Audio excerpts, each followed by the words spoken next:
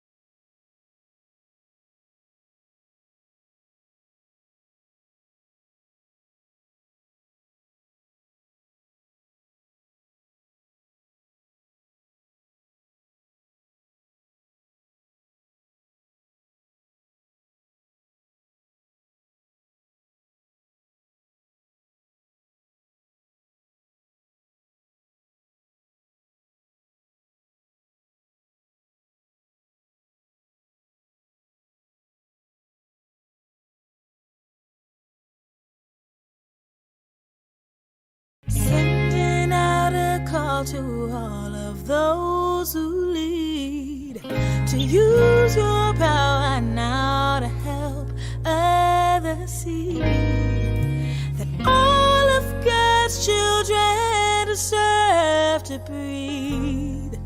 So we ain't gonna stop till people are free. Oh, we ain't gonna stop till people are free.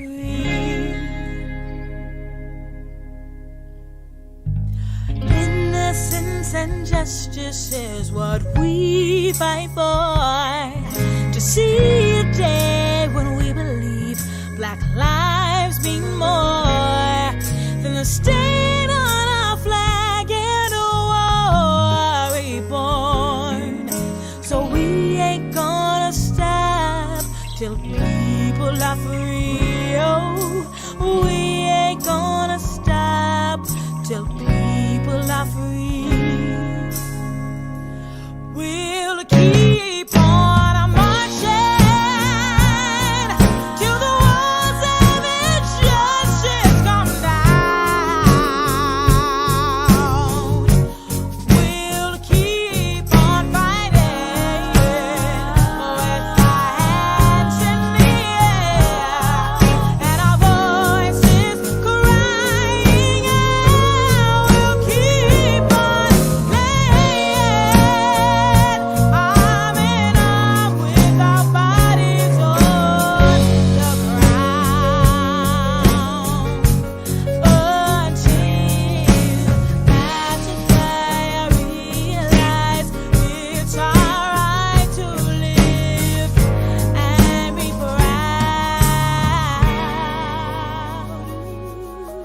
We ain't gonna stop till people are free. We ain't gonna stop till people are free. We ain't gonna stop till people are free. We ain't gonna stop till people are free. We ain't gonna stop till people are free. We ain't gonna stop till people are free. We ain't gonna stop till people are free.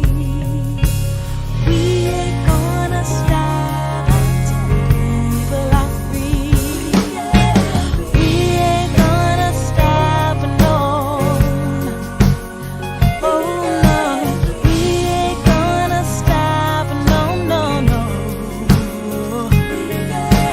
We ain't gonna stop, no, no, till people are free.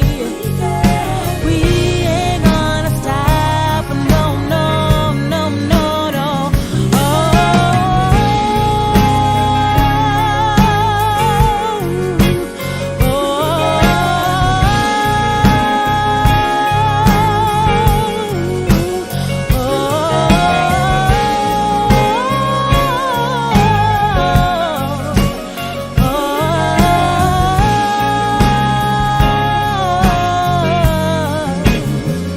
No, no, we ain't gonna stop, no, no.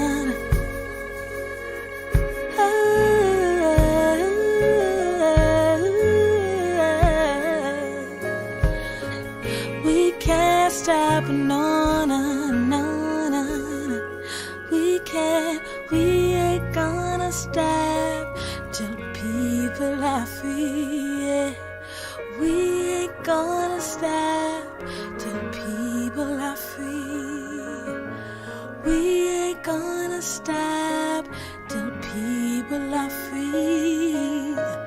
We ain't gonna stop till people are free. We ain't gonna stop, no.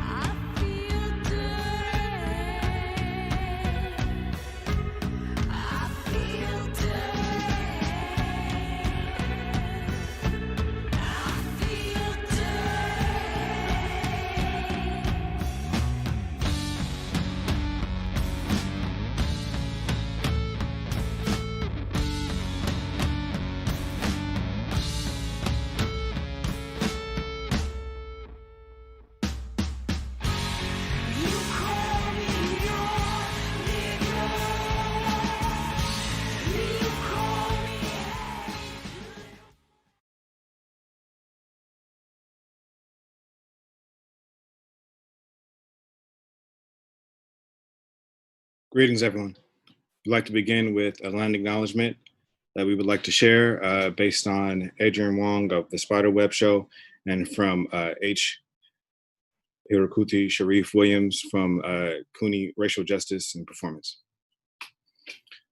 We acknowledge that settler colonizers and imperialists from Europe took and unceded the land on which we gather from the peoples who had stewarded it for generations.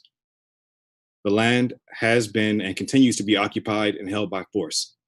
We acknowledge that we are contributing to that legacy now. We acknowledge that settler colonizers and slavers from Europe used stolen and forced labor from African people to subsequently develop the land. We honor the lives of all who endured and continue to endure in the face of settler colonialism and white supremacy.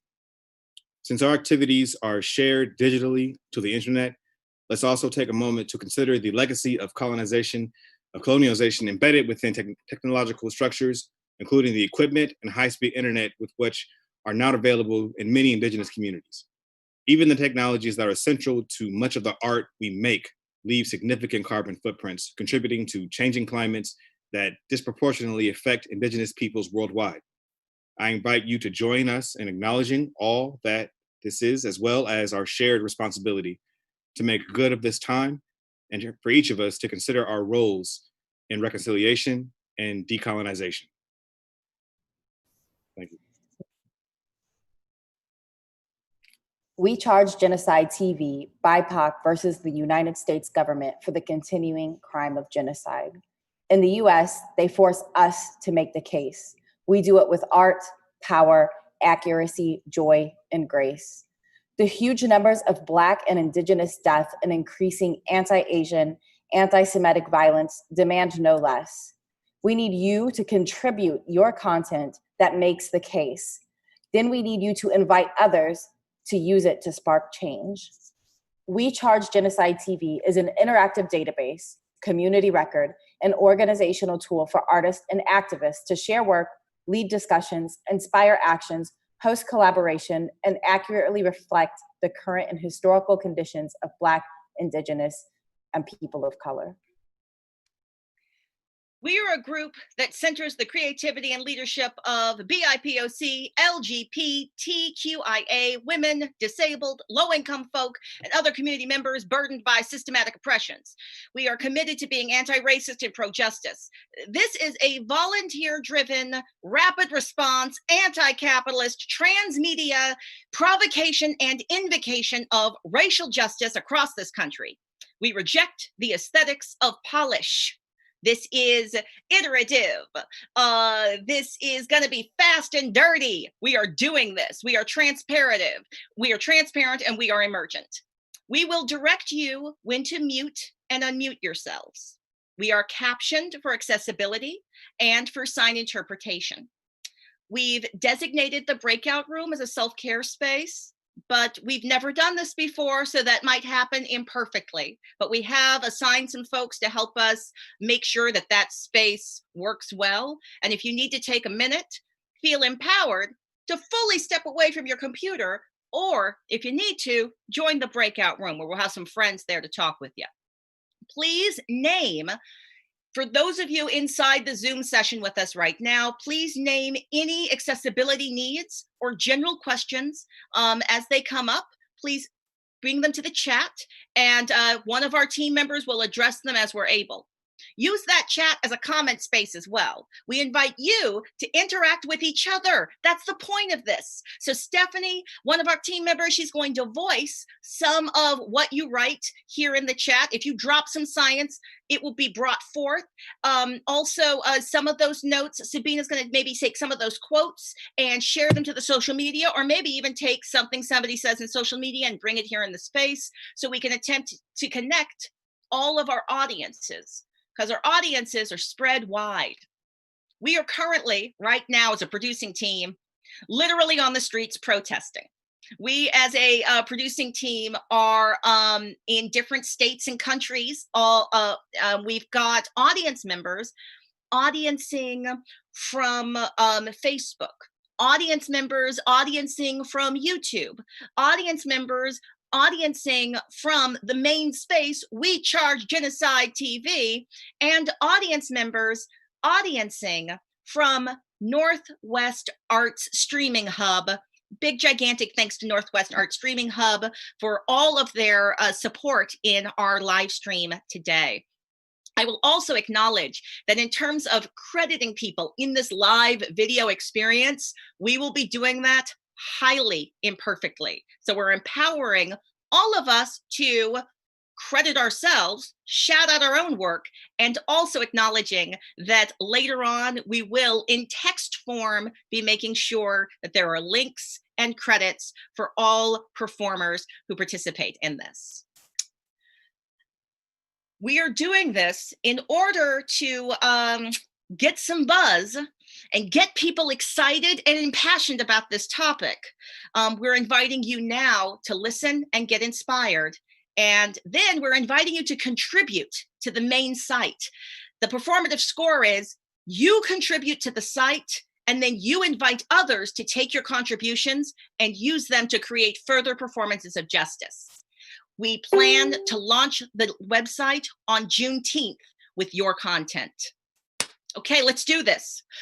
We Charge Genocide TV. Next speaking is team member Matthew. Hello, everybody. Hello, hello. Thank you for being here. Take a moment right now to take a deep breath in, filling up those lungs. They're three-dimensional, front, back, side, and just exhale it all out. Take another deep breath in, maybe add some limbs into it. Big, huge, deep breath in and exhale it out and give me some sound. And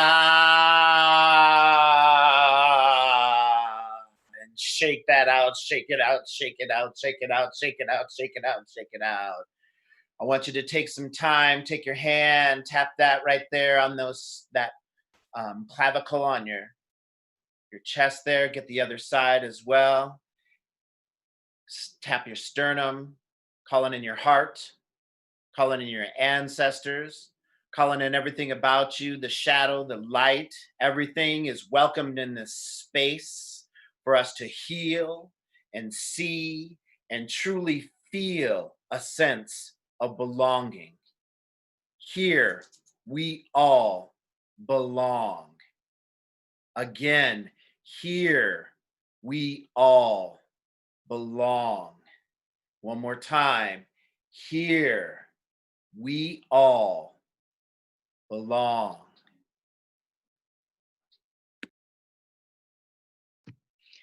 Thank you. Thank you. Thank you for that moment, Matthew. We started with music on purpose. I would like to pass the microphone to one of the artists that provided some of the music we listened to before we entered the space. Moja Stokely, are you here in the house? I am.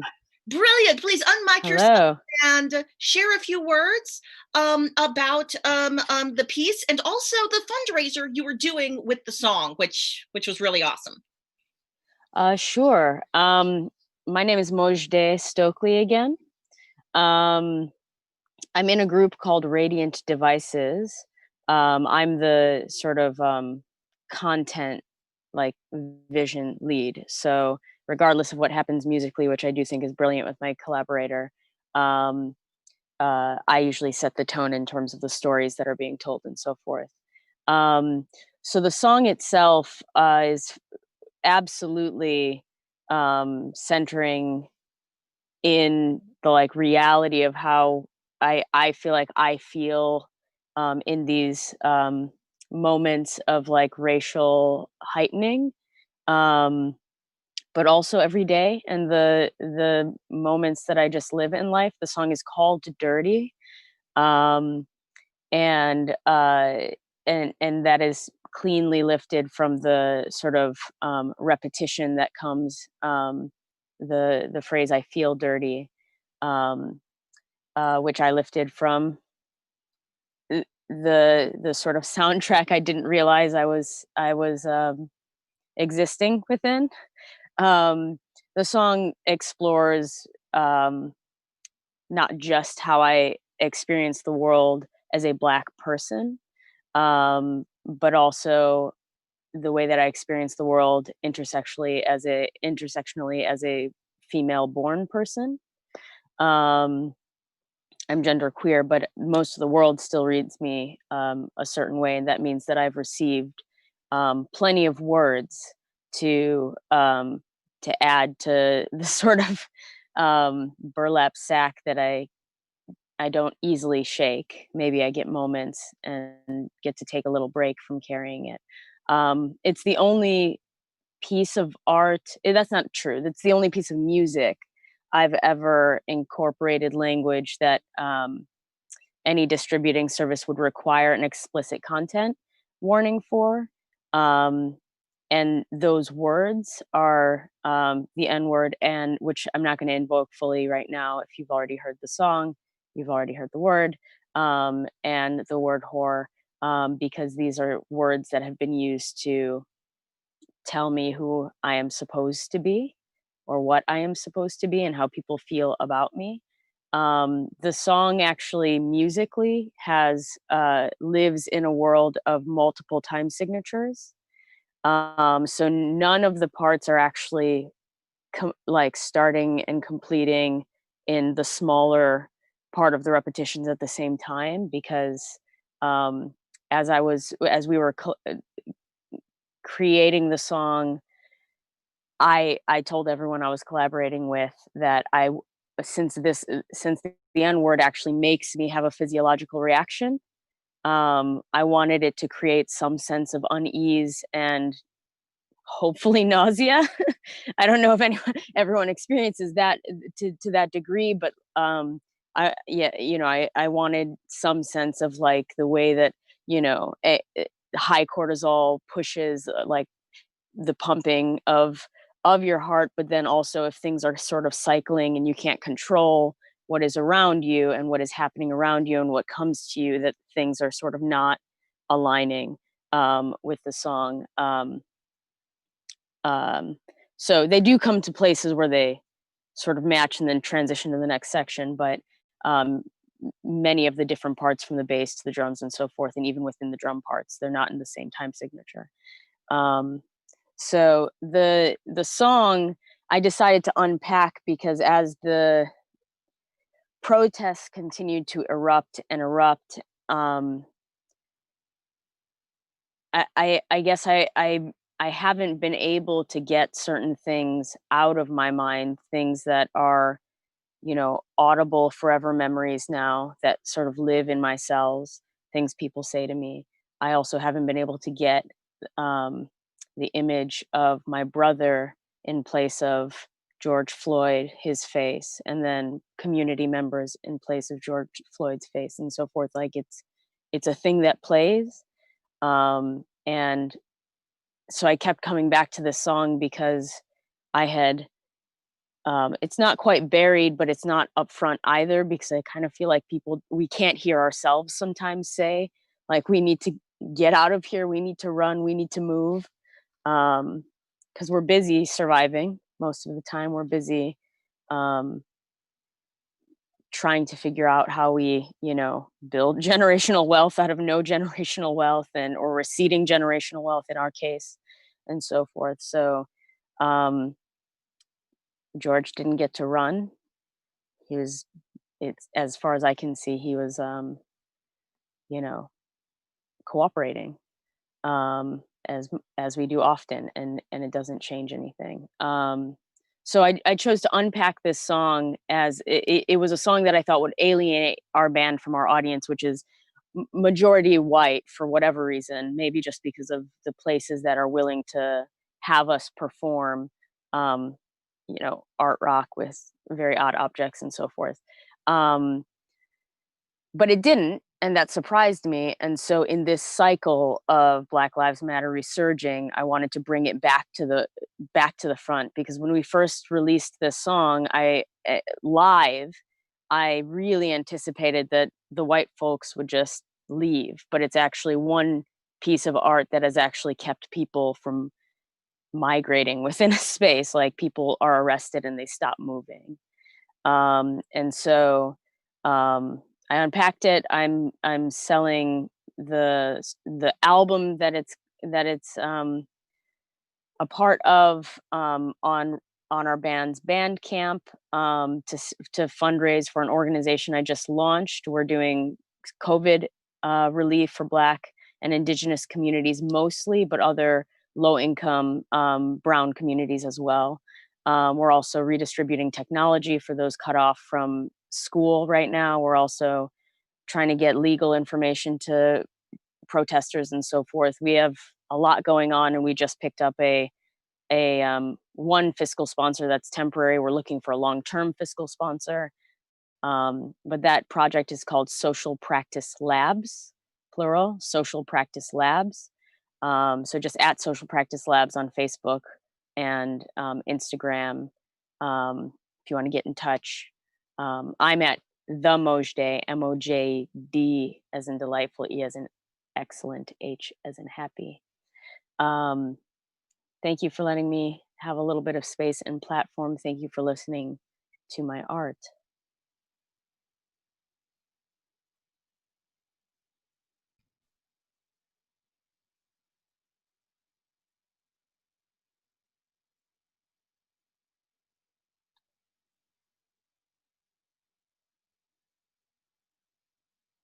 I don't know who I'm handing it off to right now, if I'm handing it to Claudia or Hello. another facilitator.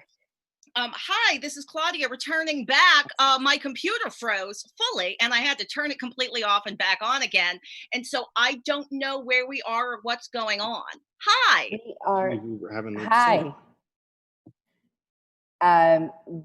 We are going to read some passages, and I will start.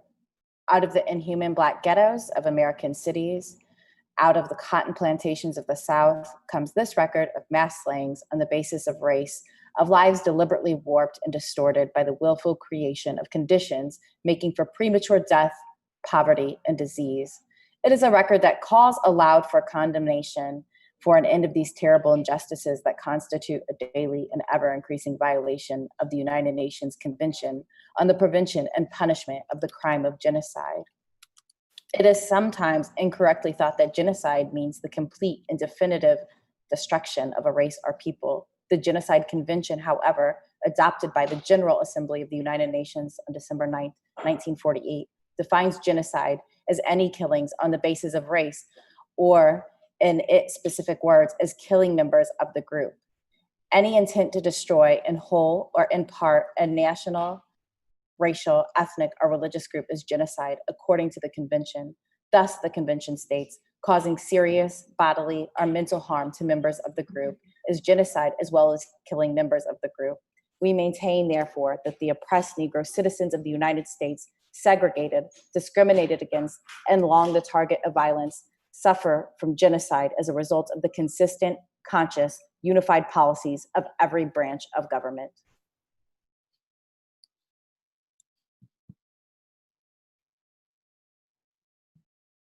Thank you for sharing those words from the original 1951 document.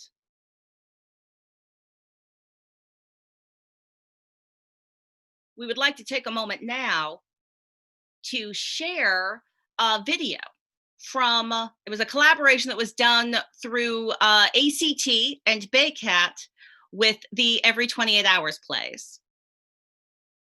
This is a play by Idris Goodwin called When the Bullets Strike. And Alvin, if you could cue that video up to play whenever you're ready. And if you want to make sure those of you here in the Zoom can fully experience the video, please pin Alvin's video so that you can fully see.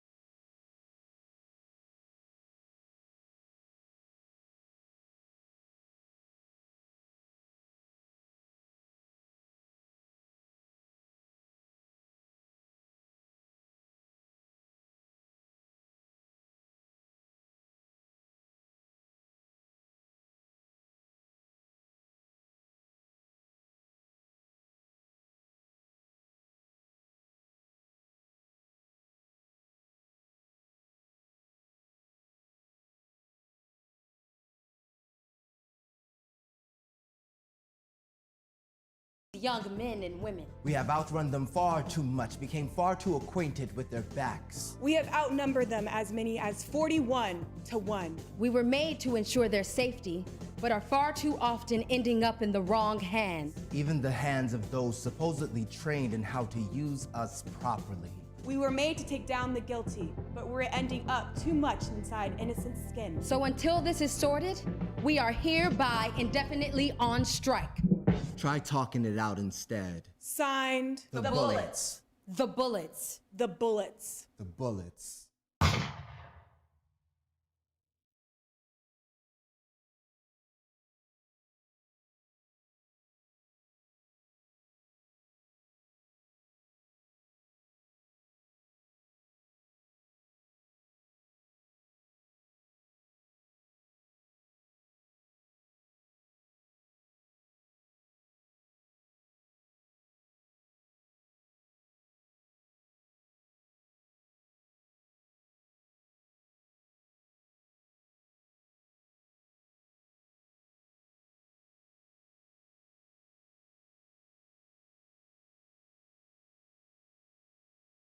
We reject the aesthetics of polish, and we're leaning into rapid response.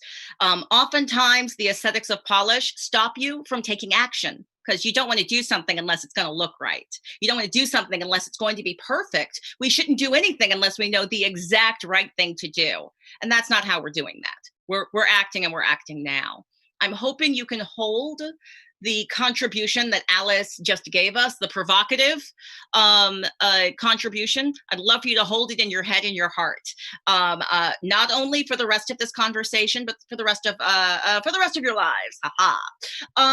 Now, I recognize we just had a technical issue where the film actually showed. So the film was shown. I believe the film was shown to our audience. Yay. Our next moment, there's a contribution from a dancer, Antoine Hunter. If Antoine Hunter is in the house, I would love for Antoine to drop into the chat and let us know. So that would be Antoine Hunter on deck. And in the meantime, I would like to share just a little historical context around the We Charge Genocide original 1951 document. And I'm making eye contact with my team member, Rebecca Jackson, just to make sure that when I was offline, I'm not repeating things that were already said. Or I'm seeing a smile, I feel like I'm on the right path, and I'm sure someone will interrupt me if I am repeating things that have already been shared real fast while we're waiting to hear from our dancer on deck. In 1951, artist Paul Robeson and activist William L. Patterson delivered to the United Nations a petition titled, "We Charge Genocide, the Crime of Government Against the Negro People." The petition, created with the Civil Rights Congress with a preface from Ossie Davis, demonstrated that the government of the United States was in violation of the UN Genocide Convention. The Genocide Convention defined genocide as acts committed to destroy, in whole or in part, a national, ethnic, or religious group, which included killing members of the group, causing serious bodily or mental harm to members of the group, and or deliberately inflicting on the group conditions of life calculated to bring about its physical destruction in whole or in part. In the aftermath of the Holocaust, the Convention of the Prevention and Punishment of the Genocide were adopted in 1948. We Charge Genocide 1951 charged that under the legal rubric laid out by the United Nations, the United States, which failed to enforce its own constitution, must be punished under international law for its genocidal acts against African Americans. So that's a little of what inspired this project. I would love to do a quick pivot in our script. So this is me surprising everyone in this moment and suggest that we get even more history. And I hand the microphone back to Rebecca Jackson, and perhaps you could speak with Dr. Nee Coker and just give us a little more of that history, because I know that I just gave us a quick summation, but I would love to maybe get some more depth on that. So here is the microphone to you. Thank you. Absolutely. Thank you for joining us. Once again, this is Dr. Nee Coker from San Diego State University. my go-to when asking any questions about the history that we so vitally need, Black history, the history of genocide against the people of color. Could you start by maybe briefly contextualizing the use of genocide in capitalist expansion? Yeah, thank you so much, Rebecca. I'm really proud of and really honored to be part of this. First of all, I mean, I just want to say this is so touching in the sense that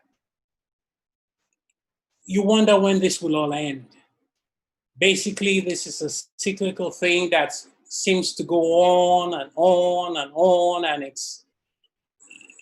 gets to a point you get tired and you can't give up. But when you look at the genocidal aspects that are genocidal tactics that have been used against people of color, it's universally exhausting. I mean, you look at the genocidal aspects that have been used on people of African descent from their days on the continent. That genocidal context still goes on today. I mean, not too long ago, we were hearing about the experiments being carried out in Africa through vaccination. That genocidal context happened to the native peoples of this land, where we no longer could find a lot of native peoples, or where native peoples are ridden with diseases. We all know about how the poxes were spread to native peoples around the world. Now we're beginning to read a lot of literature that tells us that even the coronavirus that, had ravaged our lives for the last months was actually genocidally targeted at people of color. Basically, we're the ones who are suffering most from it. I still suspect we'll be reading more and learning more as the years roll by and time goes on. I mean, we talk about HIV, and now people are confessing that these were actually manufactured in labs in South Africa. I mean, this whole genocidal thing with people, Aboriginal people in Australia, pushed off, completely tried to get rid of people just to take over their own land.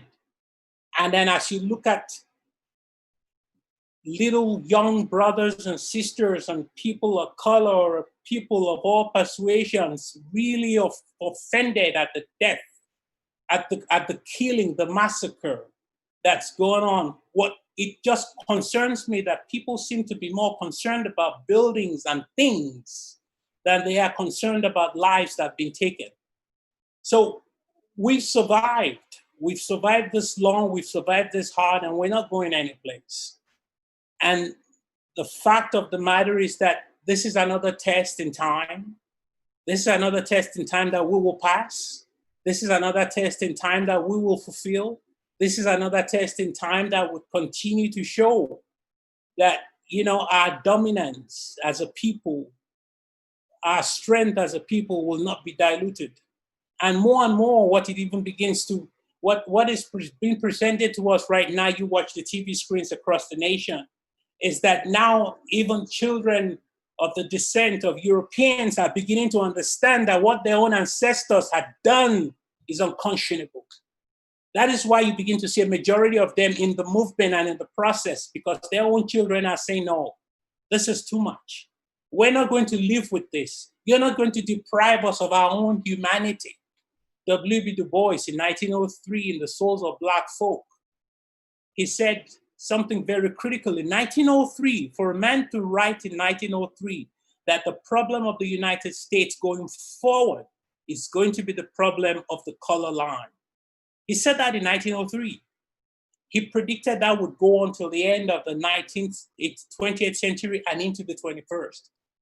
And it's sad when you think about it that we're still dealing with that problem that a young man in 1903 wrote about in a book called The Souls of Black Folk. So I thank you so much for giving me this platform to share this with you, to listen to you, to join you in this edification of who we are as a people. Because what you're doing right now is not just for people of color. That's a deep irony. What you're doing right now is you're trying to help those people who are oppressors to hand them their own humanity.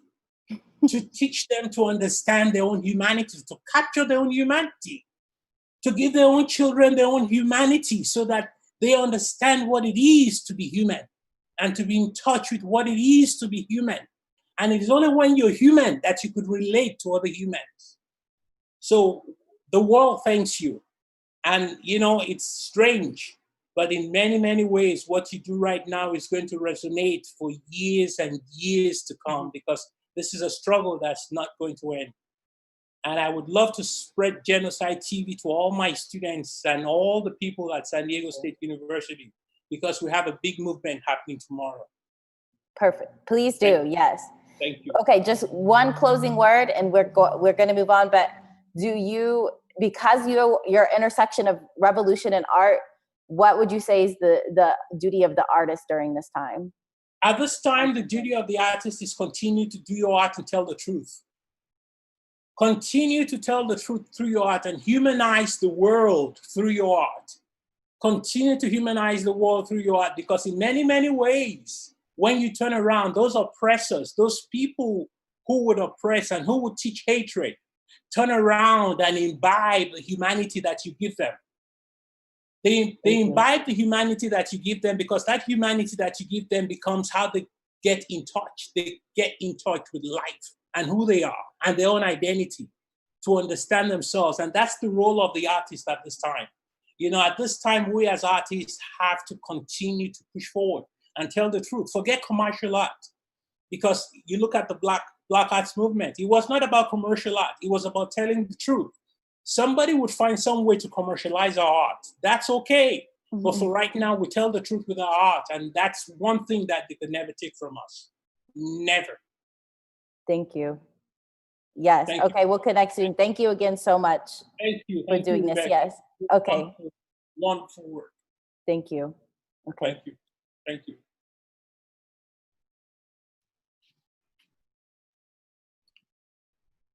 Thank you so much. Hi, everybody. My name is Bruce Lemon, and I have an offering for you. It's a piece called 4 Minutes of Hate.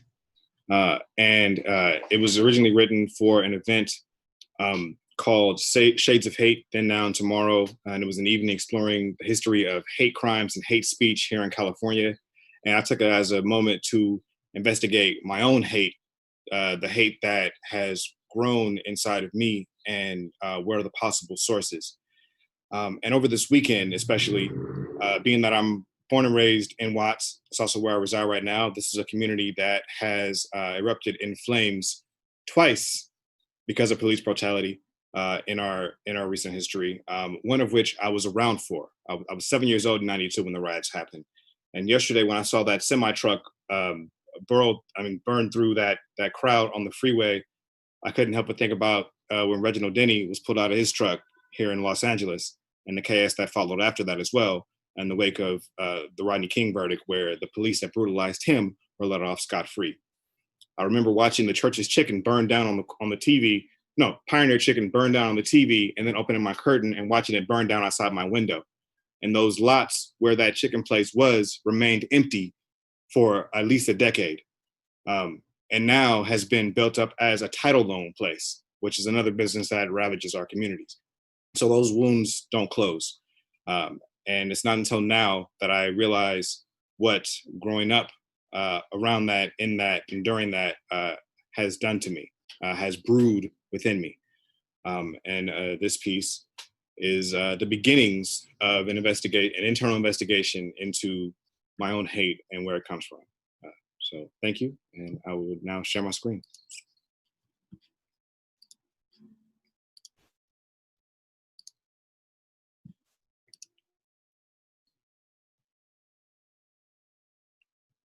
Here we go. I must confess, I have become the thing I hate the most, a hater. As a hip hop head, there is nothing more despicable than a hater. There are hundreds of songs defaming them, and I pride myself on not being one, but alas, my facade is cracking. It's all a lie. I hate. It's complicated, like the relationship I have with myself is complicated. I often say, My self-loathing knows no bounds, and it's true. I've heard I can come off as arrogant or narcissistic sometimes, mostly by people I've loved. I hate that it might be true, but if that's your experience of me, who am I to say you're wrong? There's plenty to hate about me. I'm late, I procrastinate, I take on more than I can handle, react poorly when I feel wrong. I've done wrong too. For instance, one time in high school, a kid asked me for a ride home, and I agreed until he tried to sell us, his new friends, CDs. But I sold CDs. So you gotta walk, bruh.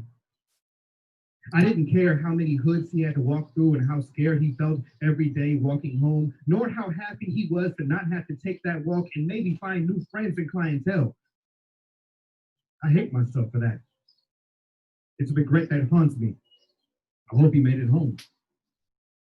Speaking of home, I hate that when I was a child, perhaps a teen, but definitely a child, a loved one, someone I loved, put a .357 Magnum to my head because he thought another loved one, someone I loved, belonged to a different gang. Not even a fact, just suspected. He hated so much that he put a gun to my young skull, and when I looked into his eyes, I knew his hate came from pain. I mean, it all comes from somewhere. And knowing that, I try to see the whole picture, but I hate that I have to be so understanding and accepting of the fault in myself and others. Why do I need to hear you? Why do I have to consider the other side? Why empathy? Why can't I just be mean and punch people if I feel insulted or disagree? I mean, it works for white nationalists, so why not me? Why do I have to turn the other cheek? Our freedom, air quotes for the radio, don't look the same. And unfortunately, that makes me hate you. I don't even know you. The lines on my forehead come from the angry black man scowl, apparently still present when I smile, but I've been trying to hold down so you don't feel threatened when I glance at you from across the room. Is it considered a hate crime when you call police on black people for no reason? It should be. So now I hate you, me, we, us. But why? Is it in my DNA? Is it from trauma baked into my body from years of growing up in a neighborhood known better for drugs, gangs, and riots than it is for the towers, the arts, and the families that make Watts beautiful? Is it because of broken promises? Is it from the centuries of trauma heaped upon my ancestors, stolen from their homeland, slaves in bondage, Jim Crow, and every horror glossed over in our history books, and the continued persecution where human beings become hashtags that you either forget, never forget, or fail to keep track of because the body count is staggering? I was watching the news with my loved ones the other day, and in 4 minutes, they talked about school shootings, a local stabbing, children being tortured by their parents, arson, and maybe 3 more topics I blocked out for my personal self-care. So while I continue to wrestle with the sources of my own hate, I look to Dr. Martin Luther King Jr., who said, I have decided to stick with love. Hate is too great a burden to bear. He also said, hate cannot drive out hate. Only love can do that. I hate that I had to bring up so many horrible things in my few minutes. So, love. Please love.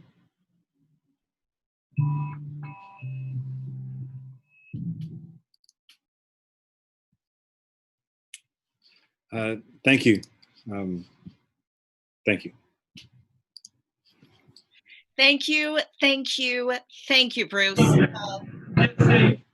Lots of affirmation and love. Yes, I'm seeing snaps. I am seeing emoticon hand claps. Thank you. Lots of love up in the chat. I'm realizing that the flow of things, I want to make sure we're not going to lose the ability to have amplified chat comments. And we have chatting happening in multiple spaces. So I'm going to keep us moving, but I'm also going to invite Stephanie, you have permission to interrupt us at any time. If you're like, oh, somebody quoted this awesomeness in this space, so I should bring this to the space because I see lots of beautiful action going on. At the same time, two of our team members reached out to the same writer, Tananarive Due. And I have no idea if I just pronounced your name correctly, actually, because I've only had an at a distance writing crush on you. Love your words, love your ideas. See, Steven's in the house. Cop some of their books, y'all. Really amazing stuff. So we've got some beautiful artists here in the house. We would love to hand you the microphone. Again, in the full knowledge that I am not doing a proper introduction, we are so honored and happy you are here with us. Well, the microphone is yours. Thank you. And it's Tananarive Due. You got the hard one right. And it's the other one. You deserve an extra syllable. I've always thought so. But so anyway, this is Tananarive Due. And this is Stephen Barnes. And you all have created a beautiful healing space here. So thank you for inviting us to be a part of it. And thank you so much for that previous piece on hate, because yes, I love that. That is really, I guess, kind of speaking to, we're supposed to talk about story. We only have a few minutes. So we're both authors and screenwriters and essayists, etc. I had a piece in Vanity Fair today, basically called Can We Live? About my first moment with rebellion in the wake of a police verdict when I was 14. Like that moment when I realized, wait, our lives don't matter. Liberty and justice for all, that isn't for me. That moment. And of course, in every subsequent shooting and death since 1980, it just reopens that wound. And, it's a difficult thing to create. I think we'll just speak about creation at a time of crisis because, and thank you for putting that link up. That was quick.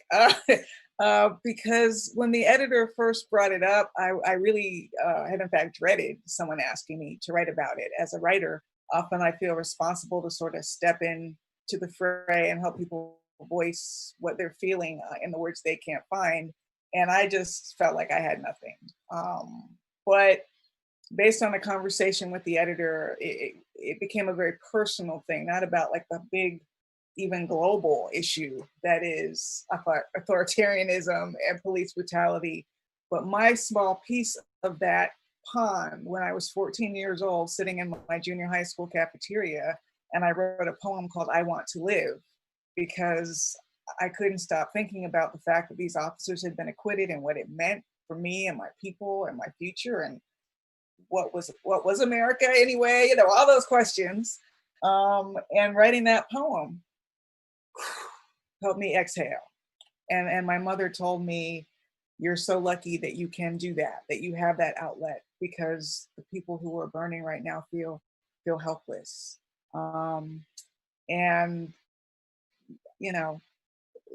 My mother once told me I went to jail so you wouldn't have to, and I've tried to live by that credo. But the older I get, the more I see, I wonder, because and I bless you all who are going out in the streets. I grew up on protests. I am very protest averse as an adult because I'm creaky now. I'm older, and I feel like a hard yank on the arm, even from a police officer, might leave me with a chronic injury. And I just, I'm afraid.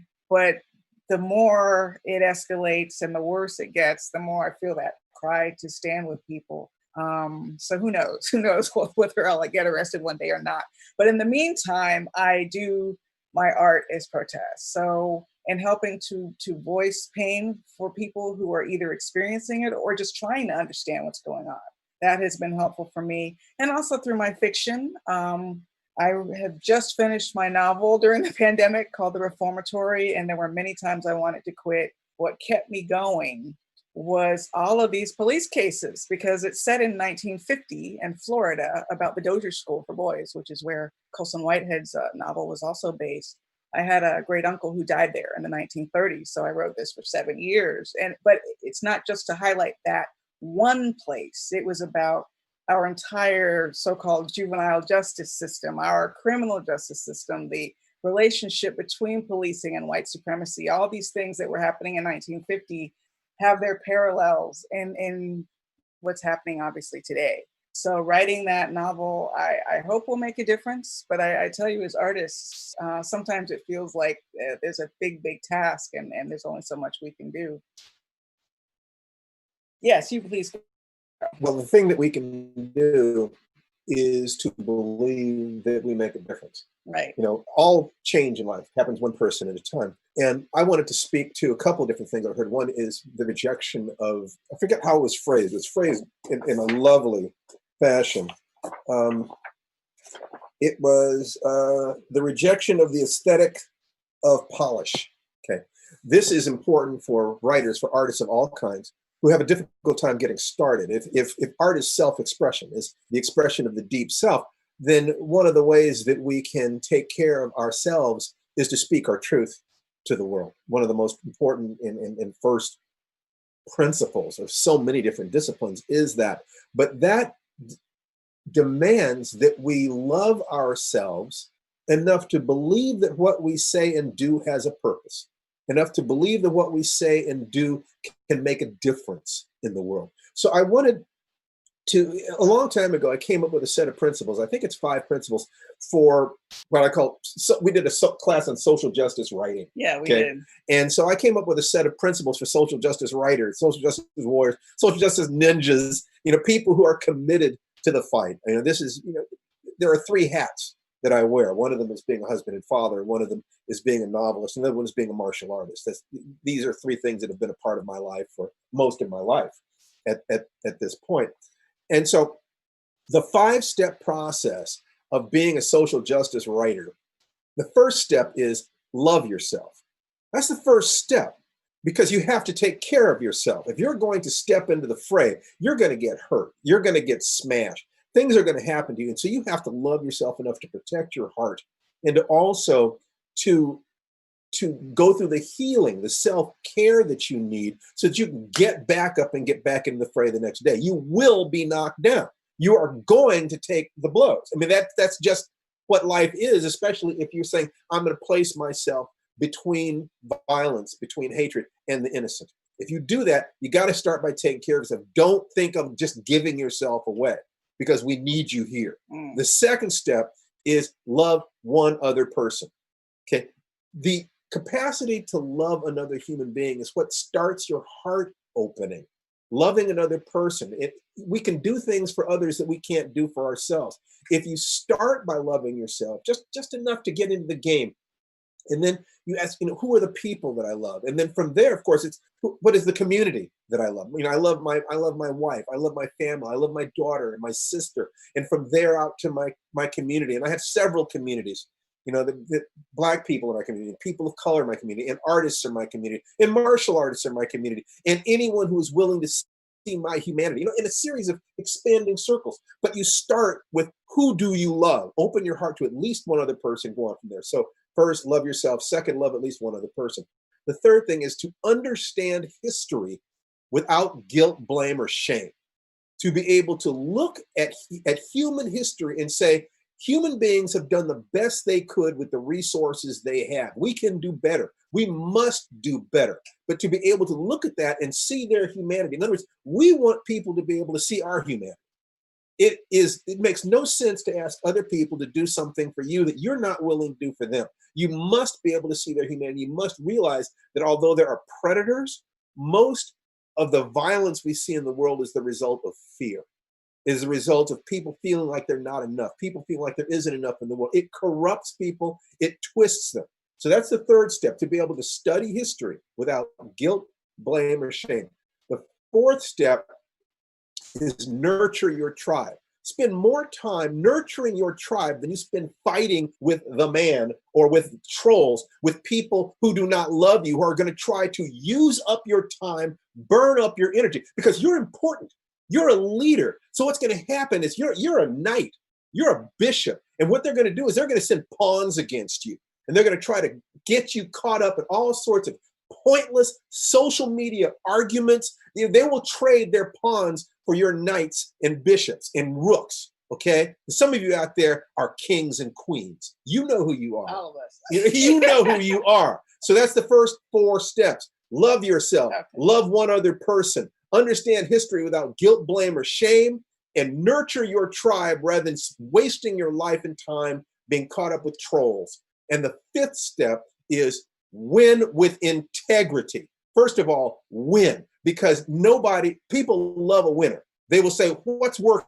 You know, what is the direction I can move in to feel more pleasure than pain? Show people that you are moving through life with integrity, with joy, that you have a purpose, and you become a leader. That's what everybody wants. But also understand that you can't just win the war. You also have to win the peace. Be fair, be honest, be as kind as people let you be. But remember, if you start by loving yourself, you're going to protect yourself. Trust me, you're going to protect yourself. I'm not speaking like a Pollyanna here. You're talking to somebody who spent 50 years studying how to kill people. And what you get when you understand that, yes, we can die together or we can live together. Is there any way that we can have peace? Then you look for all the ways that you can have to win as a peaceful person, to win as a loving person, and to show that to the people around you. That's what I would offer to you today in this time of struggle. And thank you so much for giving me a chance to speak to you. That was beautiful. All right. Thank you. Thank you so much. It's always a pleasure to get to speak with you and have you spread light to and inspiration to other artists. Great to see you. It's an honor. Good to see you. So we are going to jump to a group reading session, and I am going to share my screen with you. And as a group, I want us to read passages from the text. This is once again from the original 1951 text, the petition to the United States, or to the UN against the United States. We charge genocide. And so I want everybody present to join in. So everybody just to take a sentence. So if we can just go and have people jump in. I'm going to share my screen right now. Thank you, Rebecca. And as you're sharing your screen, I'm just going to lean in and acknowledge the imperfectness of the Zoom platform as a accessibility tool. We found out that when we share our screen, it messes up the sign interpreter box, and we don't have a good fix for it in real time. So we're acknowledging the imperfect accessibility in this moment as we read and share this text together. I'll just jump in for a second. If you are depending on an interpreter, perhaps you can pin that screen. If you're in the chat with us, you can pin that video and do side by side, so you can have both of them. All right, the microphone is back to you, Rebecca. Thank you. Of course. Let's see.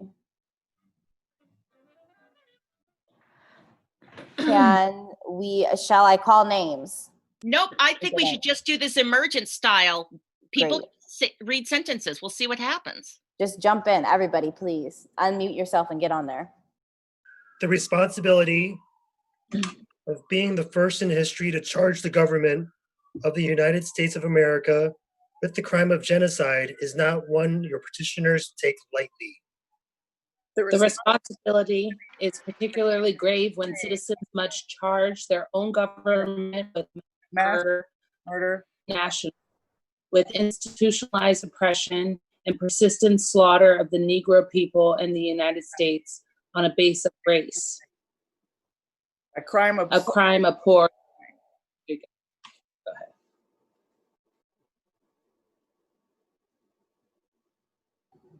That was a long sentence. Crime abhorred by mankind and prohibited by the conscience of the world as expressed in the Convention on the Prevention and Punishment of the Crime of Genocide adopted by the General Assembly of the United Nations on December 9th, 1948. But if the responsibility of your petitioners is great, it is dwarfed by the responsibility of those guilty of the crime we charge. Seldom in human annals has so iniquitous a conspiracy been so gilded with the trappings of respectability. Seldom has mass murder on the score of race been so sanctified by law, so justified by those who demand free elections abroad, even as they kill their fellow citizens who demand free elections at home. Never have so many individuals been so ruthlessly destroyed amid many tributes to the sacredness of the individual. The distinctive trait of this genocide is a cant that mouths aphorisms of Anglo-Saxon jurisprudence even as it kills. Woo! Woohoo! Thank Oh my goodness, y'all. You know, they say the revolution will not be televised, and I feel like that's making a reference to commercial broadcast. And I go, if we have our own channels and our own voice, this is part of the revolution. Thank you. I'd like to welcome Antoine Hunter to the space. And before we have Antoine Hunter grace us with a little bit of movement and awesomeness, I would like to take a quick moment and say thank you to all of our collaborators who encouraged us. And I'm going to encourage Alvin to get the fundraising slide ready. Thank you to all of our collaborators that encouraged us to, despite our anti-capitalist centering, realize that we'd actually spent money to produce this. And while we are volunteering and happy to give our time and our talent to this movement and this work, there were actual real costs to building the site, hosting the site. So any money raised will be put towards repaying those costs that were, I want to be really clear, they were all paid out of pocket without any expectation of recompense. But it does make sense. And I'm saying this a little bit because I spent a bunch of my own money. So all funds raised for We Charge Genocide will be used to cover the cost of the website and website maintenance. We have a PayPal link for folks if they would like to donate. Thank you to all of the collaborators and team members who encouraged us to do that moment. I'm also just going to indulge myself though and say, give to Black Visions, give to other folks, give to the bail funds, give to the revolution. All right. And now that we're back to Recharge Genocide TV, is Antoine on deck and ready to share some work with us? And I imagine this might be a little complicated because I know we've got some screen sharing going on. So hopefully Alvin will be able to make sure everything works out. But I am giving the camera to my artists. I think he's muted.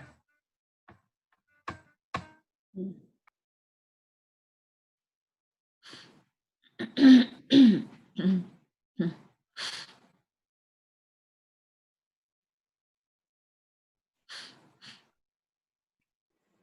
you guys see me? Yes.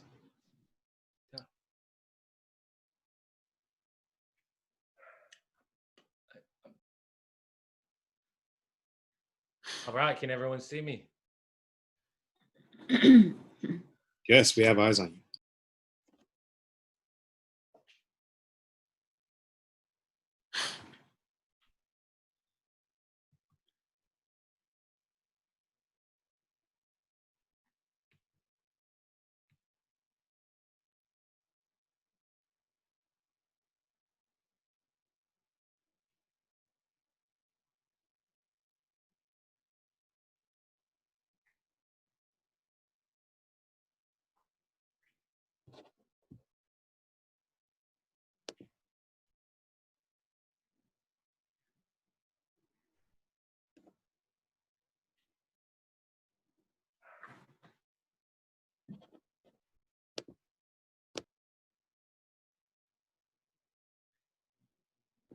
Follow me, everyone.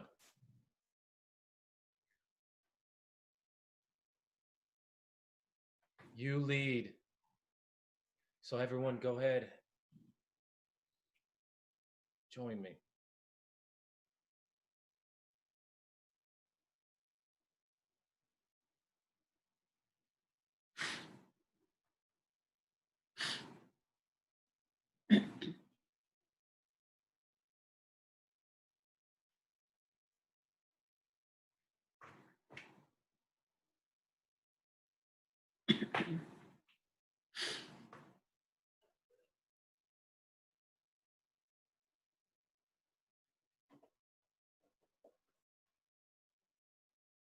Fire. water, wind,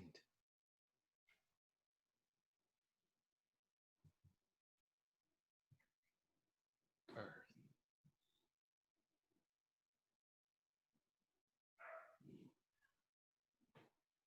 Breathe with me.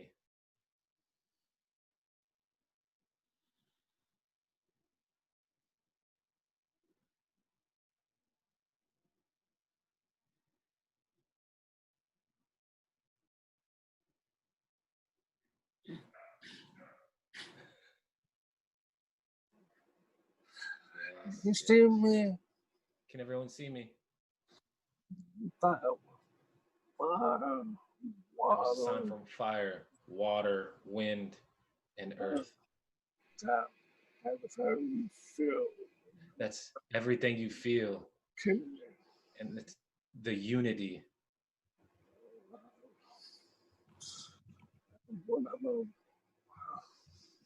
I remember when I was distraught, out of sorts, I took a moment to feel my heartbeat, to get connected once again with my body,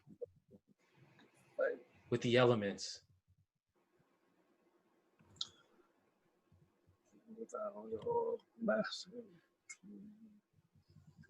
Do you bless you? Thank you.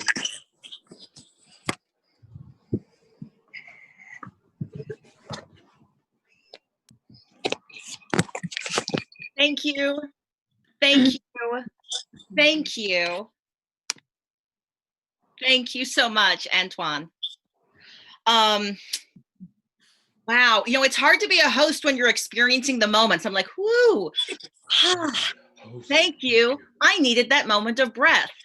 My friends, I did not do a beautiful, thorough job of introducing anyone in this experience that we're having. Antoine is a Bay Area native. Purple Fire Crow is another name that Mr. Antoine Hunter is known as.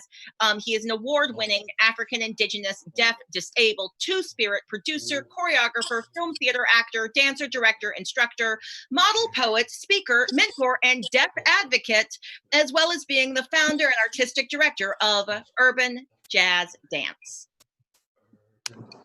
Thank you so much for your contributions to We Charge Genocide TV. Deeply appreciated. Is Dialect in the house? And I got to do a shout out for Dialect, who is in New York City right now doing double duty. I believe emceeing some events as well as joining us here in the house. He's been here since the sound check. Dialect, you here? Peace, peace, peace, peace. I'm here. Yo, I'm sorry. I got this feeling I need to get off. It's got this beat is beating in my chest. I don't got a beat, but these things are beating me to death. You were talking about how we got to strive instead of saying alive. We fight to survive. That's why the revolution is going to be live, because it's theater. Theater is like TV, but nearer. It's the artifice that allows us to see clearer. Now, I'm sorry. Sometimes I might be blocking my blessings. Spitting a freestyle here because this really is messy. The way that I've been feeling, I'm here with my emotions, and I'm really hoping that we can do more than just hoping, because hope and change don't mean the same thing. That's why we must make sure that normal is rearranged. The definition often caught up in dictionaries. That's the thing that is really revolutionary, taking things and freezing them when we actually will be needing them, when we know the definitions change whenever we be speaking them, every word. That's why we cannot conserve. We must be more liberal in thought, and our work must be spread around like leaves and like trees. And I need y'all to understand that it's more than just a sea. It's a through line of infamy of oppression that has gotten us in here. It's not singular transgressions. And I want all of us to see if we can drop some ideas so we can make a few things more clear. See, me, I will give something for y'all that's easy to understand, even for folks who think slow. You see, the model of America was all born from Jim Crow. The way that we built all of our types of oppression is all remaining from the same type of progression. That's why whenever we look at these things in mind, we always talk about black, because the black-white paradigm is the thing that invented all of the oppression that we're living in. And I want to give you a quick selection. You see, I'm black and I'm Jewish. So that means that part of me is feeling like there's a movement where it used to be congruent, and there's a reason why. You see, the thing when I was talking about coming from Jim Crow, that's indeed not a lie. I want to tell y'all, and you know what, excuse me for kicking it in rhyme, but this is just something that I'm feeling like I needed to do at the time. But I will tell y'all folks about a little bit of prose. I got this book called Hitler's American Model. It hit me like the first time I got called a nigger and got hit in the head with a bottle. True story. It's a story about how the Jim Crow laws invented the way that they treated the folks when they locked them down in the Holocaust.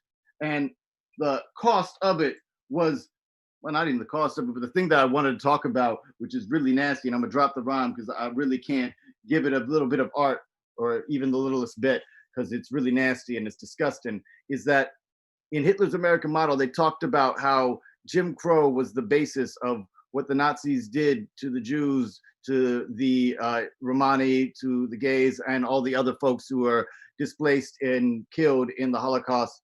But they said that what they did in America was too much, and they didn't want to go as far.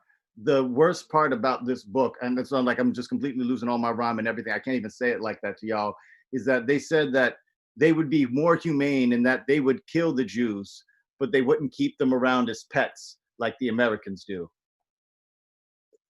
And I want to ask y'all, in any artistic way, as we're building this idea of We Charge Genocide, I want y'all to share in your art in whatever way that means to you, whether that's a poem or whether that's a recipe or a dance or whatever. I want you to share a little bit more of that through line.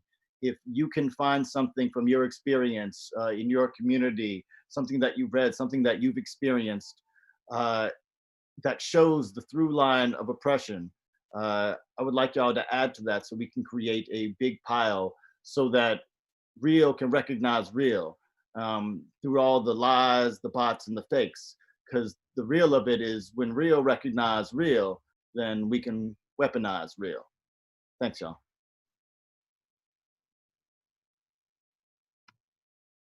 Thank you very much, Dialect. That was dope. All right, so like I said, rough edges, letting y'all know, there was an emergency and Leroy had to jump off the call. So I've got video on deck because we recognize that since some of us are actively protesting as well as jumping on this call and participating, there would be a little bit of flow. So we've got video of Leroy on deck in case he doesn't make it back. In the meantime, I'm going to put that on hold. That was fire, solid knowledge. That's a comment from Bruce.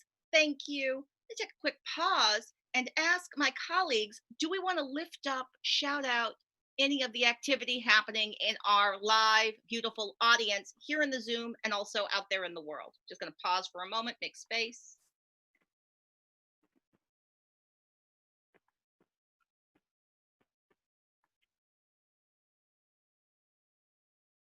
I've made space for the moment. We will make space for it again. Jump in the chat though if I didn't make enough space and we do want to lift some stuff up or share it. Just want to make sure that our allegiance to the script does not allow us to lift up and appreciate and celebrate the beautiful gems that are being dropped in the various chats.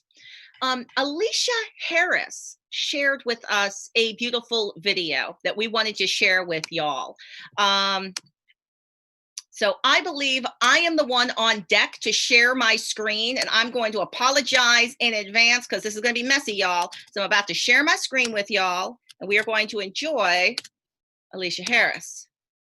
I am sharing my screen. Big thanks to HowlRound for having originally streamed this work, going to the video. And see, I told you all this is going to be messy because what do I got to do? I have to go back to the script and remind myself of the time code. 2707, there we go, my colleagues.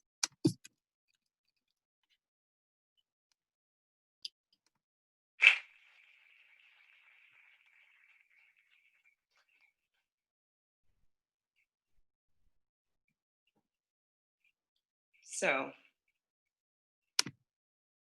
since they aimed at me in the SIP, your rage-based desire to fly the bodily coop in a profession that I've come to in order to fully occupy myself and remind others to do the same. How to be bravely and joyfully in this skin, in this field, in this country at this time. All right, fair warning, this is a little early, but we're just going to stick with I know it. that I don't actually want to. My mama and my ancestors gave me a damn good body, a body which in and of itself is not a problem. So my strategy of late is to use my writing to bring the body along in all of its complexities, its fears, its love and joy and rage, to nurture it. So I'd like the last words I leave you with to be a piece entitled Red Eye, about working through the challenges of staying in this body, writing through it and about it, honoring it and allowing it to breathe to the edges of itself.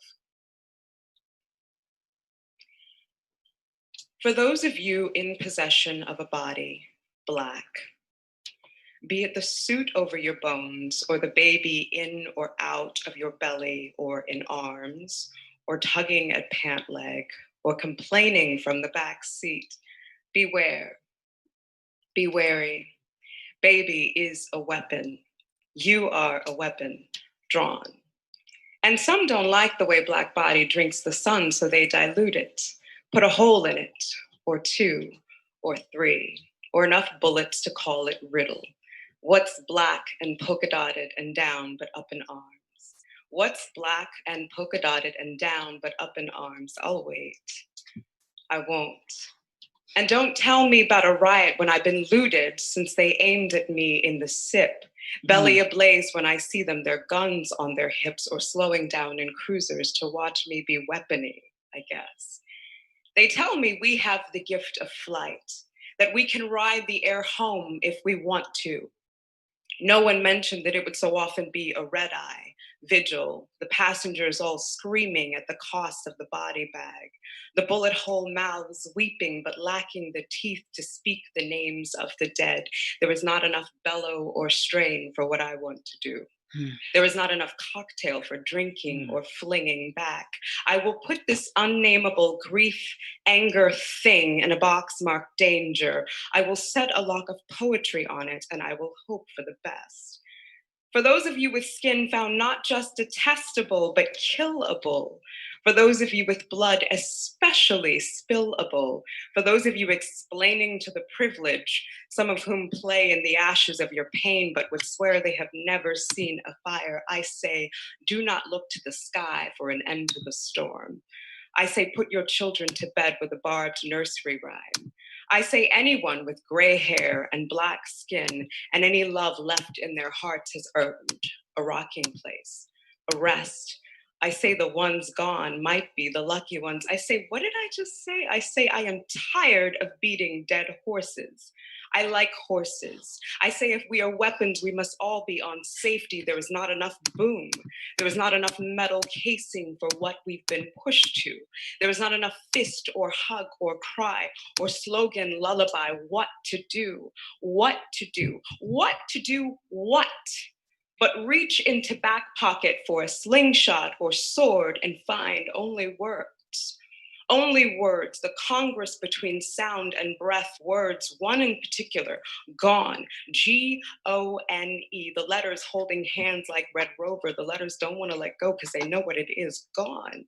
The G flexing its muscles got to be a thing impenetrable. Grit the teeth, grin and bear, giggle often, not too often, give them their own grief. What to do, what? Should we go back, go be unborn? Go be so small as to be unbeen. Oh, can we say, oh, like God in the corner trying to catch her breath? Oh, they left him. Oh, in the sun like a nothing. Oh, and I'm God, so I ain't never made a nothing. Go and tell him I said that, and never mind when they don't listen, and save your toil for your people. And I did not put you here to convince them that you get to be here. Nah, and nope, and we do not beg the rope. We cut it down. We gone. gone, Gone, but not for easy, for the easy chair they thought you was, for the way you bit them when they sat. For black is not a color, but a hue, but a thing you wake up in the morning and do, but a shade for reminding the sun when it forgets, and the frat boy sons when they forget, and the old news when it forgets that you can hang a body from an unsuspecting tree. You can polka dot its torso, you can name its baby's missiles, but you cannot undo it. Not now, not never. You cannot really make it gone. So we gonna get along. Maybe not always like happy, maybe not always like peace, more like there's gravel in my knees, but I'ma dance it out, carry the casket, read the plaque, plant the roses, me and my black body, me in this fine suit, and the words, and the words, and the words, and the words, and the words that come with it.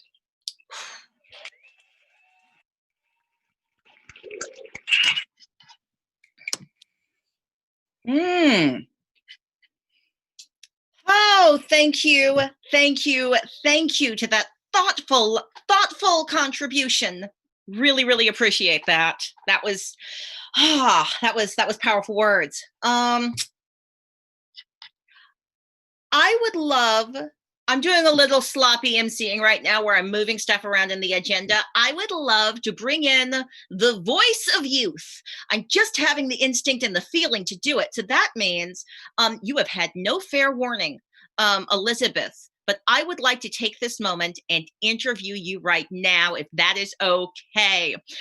So I'm about to interview Elizabeth Millslow. Elizabeth Millslow is a young activist, a youth activist who is 14 years old, I believe, and is the founder and leader of SAFE, which is, I'm going to mess up the acronym. So if you could please let us know what SAFE stands for. And I invited her here to tell us a little bit about the activism that she is involved in that will be taking place on the platform TikTok.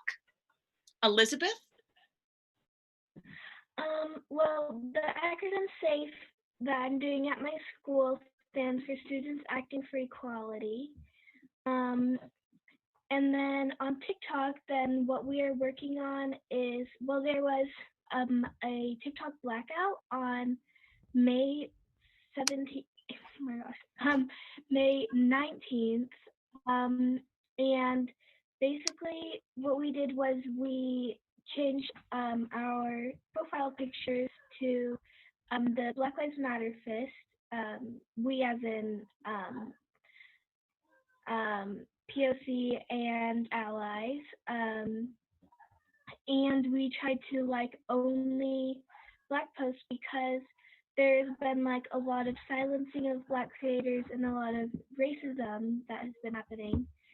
So that was basically just, and we used the hashtags I'm Black and Black Voices Heard so that we could empower each other and be heard from each other. Thank you. I also heard that you were part of a protest that happened quite recently. Were you out there on the streets? Yeah, well, it was was that on Saturday, I believe? Wait, no, that was Friday. But yeah, it was a Black Lives Matter protest for George Floyd at the courthouse. So we just stood out and we had our signs and we talked with each other and just, it was just a nice demonstration. Well, really appreciate you taking the time to come to our event and tell us a little bit about some of the youth activism that is taking place, not only online, but also in real life. Thank you so much for your time, Elizabeth. We really appreciate it. Thank you. We had another video on deck to share, but again, just want to make sure I'm making space. Is there anything to lift up? In fact, I'm going to actually do the real exercise of shutting up and really making space for Stephanie or Sabina or Maya, anyone in the house, to lift up anything they want to lift up from the comments from our beautiful crowd, because this is the odd experience of doing these digital productions. We're experiencing the equivalent of a crowd going, yeah, in the chat and in facial expression, which you, the audience, can't get. So I'm going to hush and let my fellow producers lift up our audience. Yeah, thanks, Claudia. This is Stephanie. Y'all, thank you so much again for joining. I apologize. I'm having a lot of technological issues right now, so I apologize for that. But I do want to highlight some, really great quotes, we have going on. I do want to say safe against students acting for equality, what we just had right here at the Elizabeth. So I'm really excited about that. Also to highlight, excuse me, our PayPal account. Again, please look at that. Again, this is to help maintain some of the things that we're doing. I love what Viviana said. They say the revolution will not be televised, but we have our own channels, which is very, very important. Also, something I do want to say is, let's see, again, I apologize, y'all, is on June 3rd, Rebecca, thank you so much. Look on the chat we have there. We have Writing Live on Wednesday, June 3rd at 6 p.m. Pacific time. We have Steve, he's going to be speaking on art in time of the pandemic using 2 short stories they wrote in 3 days each on commission. You can find the links there in our chat. Did I miss anything, Sabina or Maya?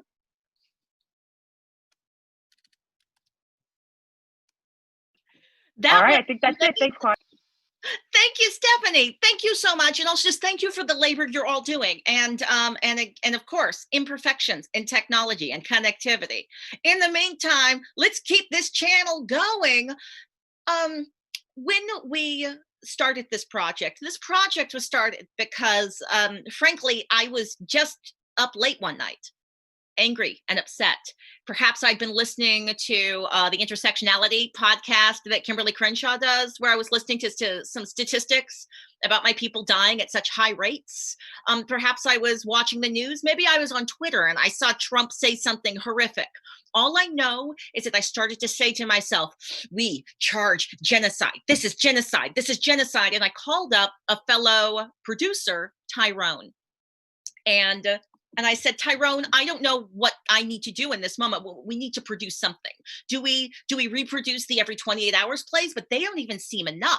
I feel like we need to be creating even more space for a larger conversation. And Tyrone, of course, immediately said yes. And We Charge Genocide TV was begun.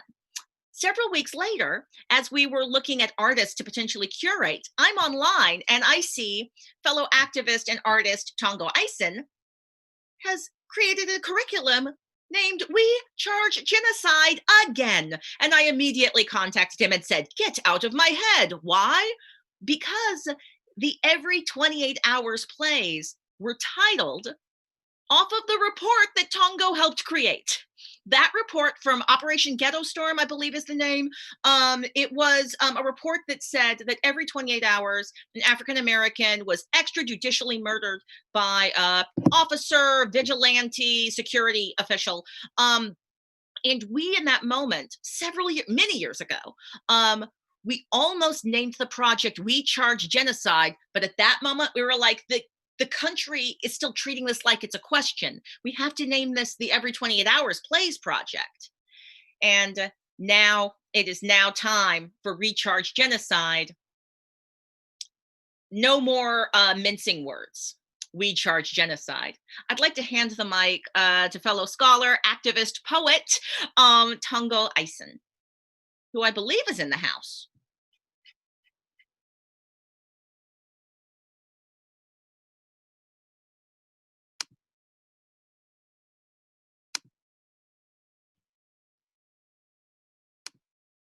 Or perhaps we lost, maybe we lost Tongo. No, I'm here.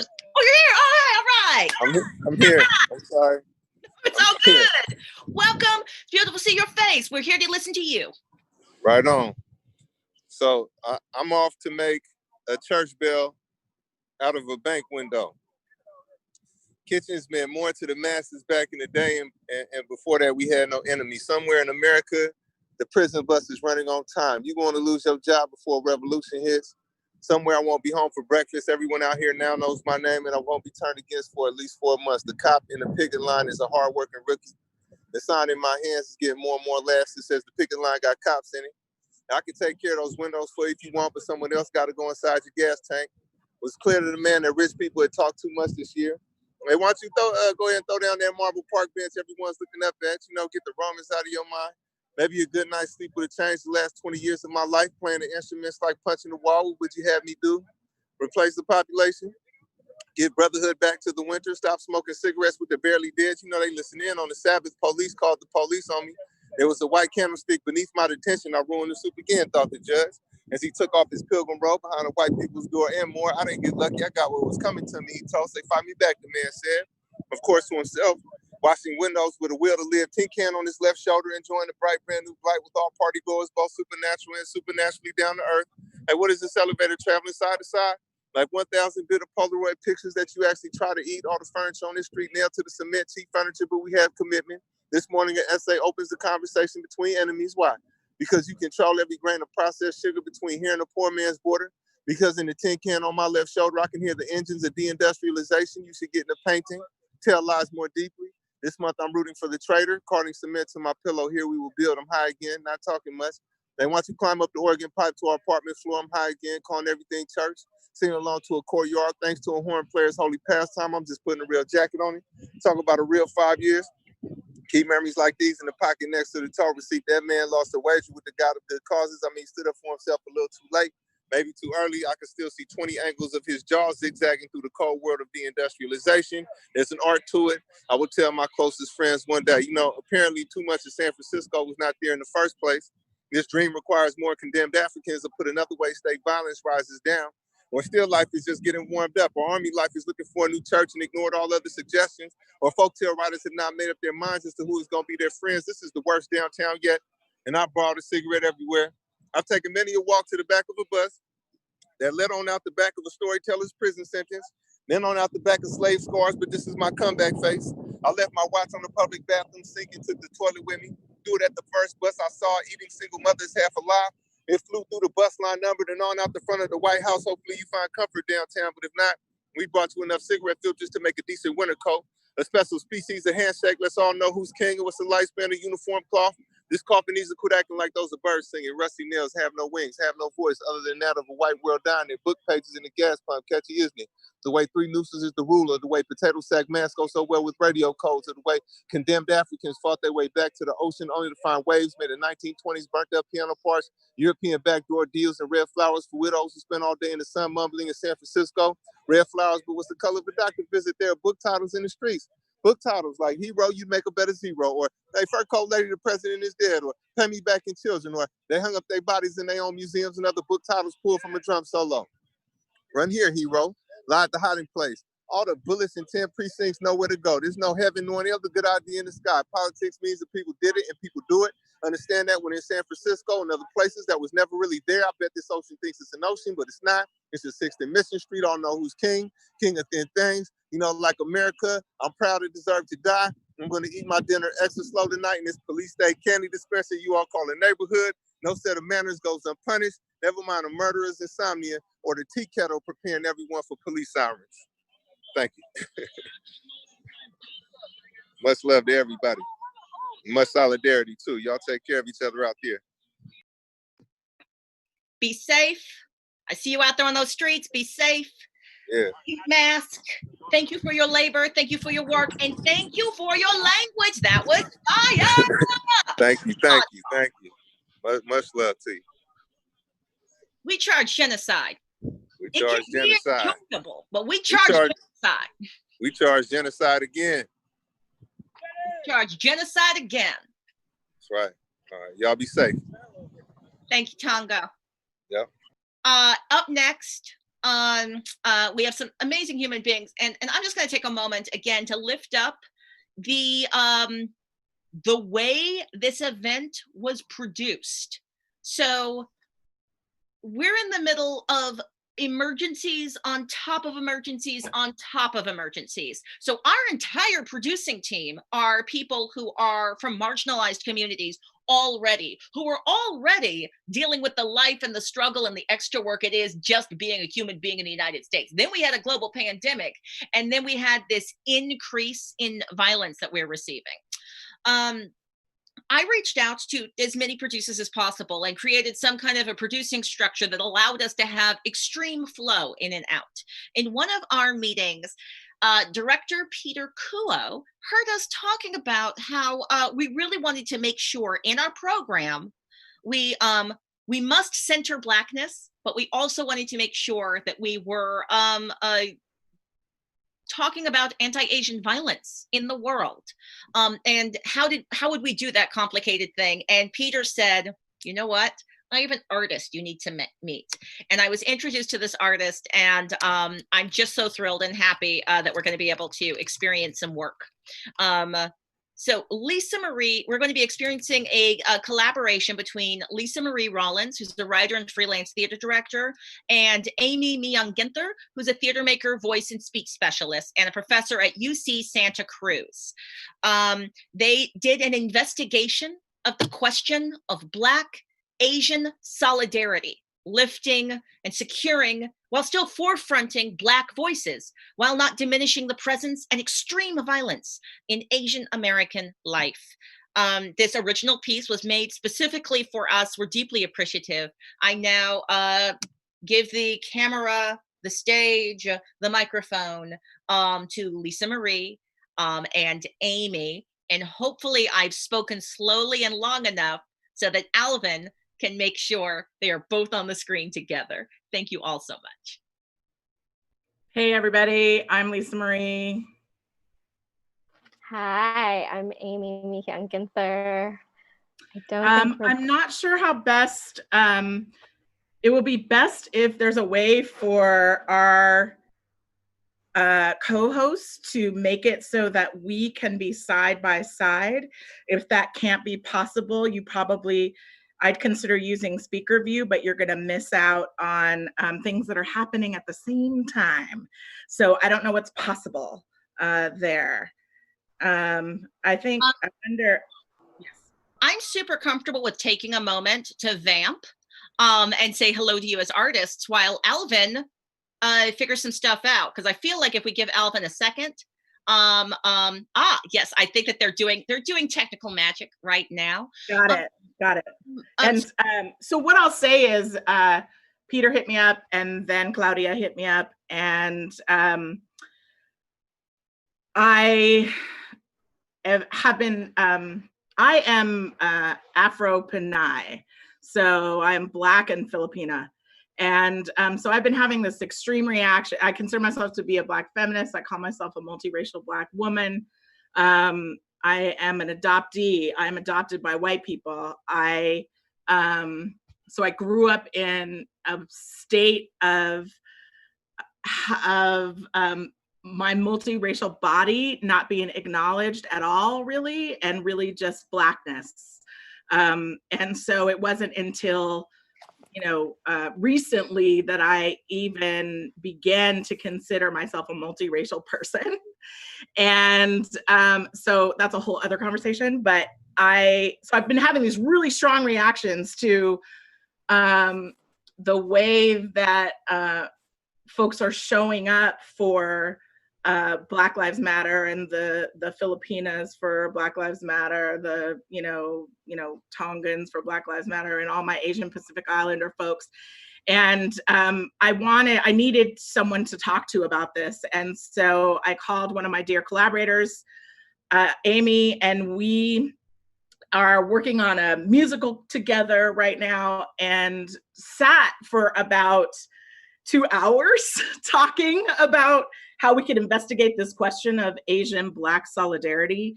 And then we were like, yeah, we can't have that conversation for 2 hours with everyone. So what can we do in 5 minutes that can express some of the complexity that we are feeling in this moment and the sort of anger and pain that we're both feeling. And I'm gonna shut up for a second. And Amy, do you want to add something right now? Just that I love you, and I'm really grateful that we get to make art together in these times, and the good times and the not so good times. Yeah, I'm really happy to be here and create this piece. Yeah, and just as a tech thing, I was asking my students earlier who know everything about Zoom, and they do scenes, they do two-person scenes. So if all the cameras get turned off besides the two of me and Lisa Marie, and then the settings get put onto like speaker only, like cameras on, it should feature both of us. It looks like Alvin has both of us on his camera, or did have both of us on his camera, and not so much now. But yeah. So if folks maybe could mute theirs, that might help get Amy back on side by side with me. Amy, can you say something? Yeah, there we go. Yeah. Perfect. Okay. Okay. We're gonna dive in. All right. Okay. July 2016. Why I don't give a shit if the Black man hanging from the tree in Piedmont Park, Atlanta, was a suicide or not. They say he climbed on top of a green trash bin to shimmy up the tree. In Korean culture, we have this concept, Han. It's sorrow and anger that grows from the accumulated experiences of oppression. They say there was a rope. What I know is that 2 men were shot down the day before his body appeared in the park. What I know is that Black people are dropping like crickets after a crop duster flies overhead. When people die of Han, it is called dying of hwabyong, a disease of frustration and rage. What if his body was already coated in blood from watching reels and miles and miles of footage of Black people falling? Hwabyong, a mixture of yearning, pain, bitterness, sorrow, a sense of incompletedness. What if he simply wanted to drop, join the pain overtaking him before he exploded?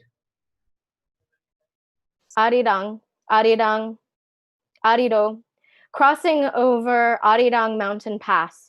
To those who abandon me here, you will not walk 4 miles. Receiving before bullets, your feet he snapped will hurt. himself with the satisfaction of escape. Arirang, Arirang, Arario.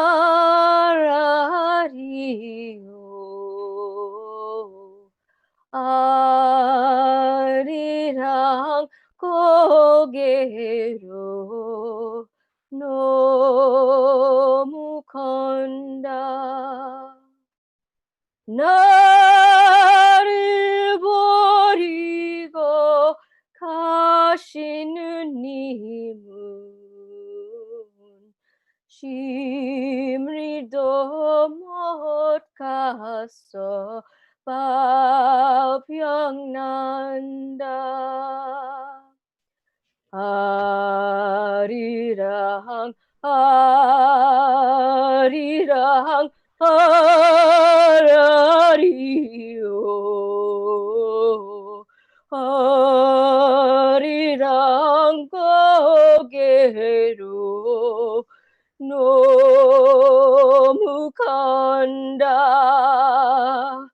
나를 버리고 가시는 님은 심리도 못 가서 밥병난다.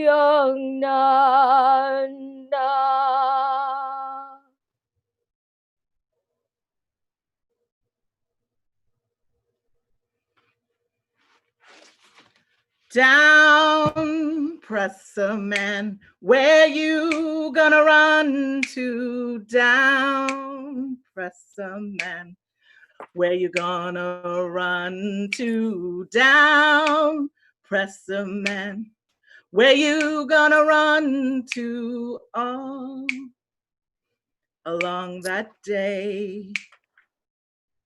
You're gonna run to the sea, but the sea will be boiling when you run to the sea. The sea will be boiling, you gonna run to the sea. The sea will be boiling all on Judgment Day. You're gonna run to the rocks. The rocks will be melting when you run to the rocks. The rocks will be melting when you run to the rocks. The rocks will be melting all on Judgment Day. So I say down, press a man. Where you gonna run to? Down, press a man. Where you gonna run to? Down, press a man. Where you gonna run to? All along that day.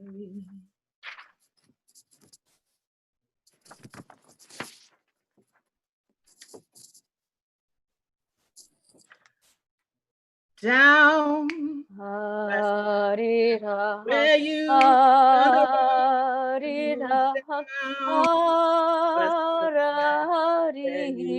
gonna run to? Down, press a man. Run to all along the day. You're gonna run to the sea. Sea will be boiling when you run to the sea. Sea will be boiling. You're gonna run to the sea. Will be boiling on Judgment Day.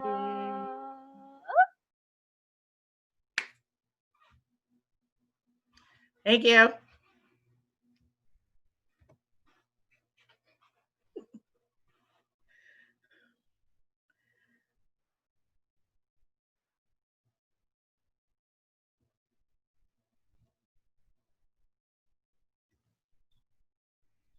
Thank you so much.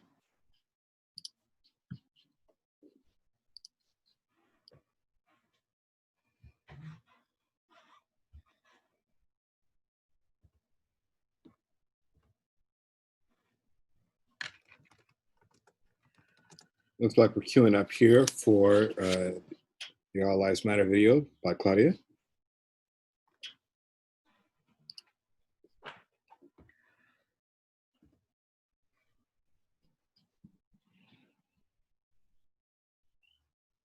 My colleagues, I'm not sure if my screen share actually worked successfully. Did you see the video that I was playing?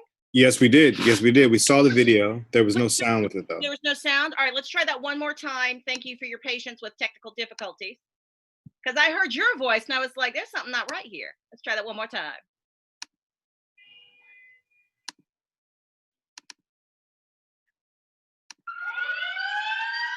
So I tell you what happened and you start. So I tell you what happened and you start. So I tell you what happened and you start. Hashtag All Lives Matter. Defending a man sitting on a girl in a bikini, pointing a gun at boys in bathing suits. Defending the shooting of a child with a toy within seconds of pulling into the park. Defending a group of men choking a man to death as he cried, "I can't breathe." Hashtag All Lives Matter. Declaiming from some moral high ground views supposedly fair, balanced, reasonable sound, denigrating our education, supporting segregation, promoting preemptive aggression that causes Black lives to be brutally extinguished, asking us to be quiet while justifying racial profiling, while thinking repeat offenders, while questioning our sanity, while asking all the while why we don't just take more responsibility for officers of the state killing unarmed Black lives. Hashtag All Lives Matter. Black lives in institutional destitution. Black lives under violent coercion. Black lives resisting subjugation.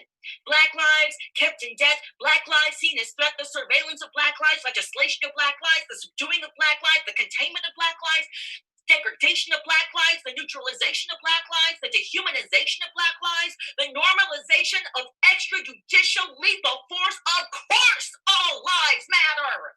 Hashtag that's not what is happening, which is why we are saying Black lives matter.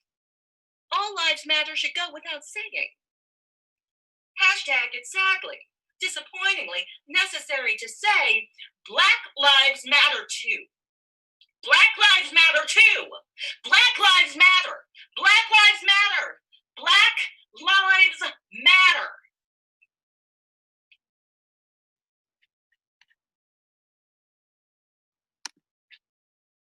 I was thinking me and my messy screen sharing.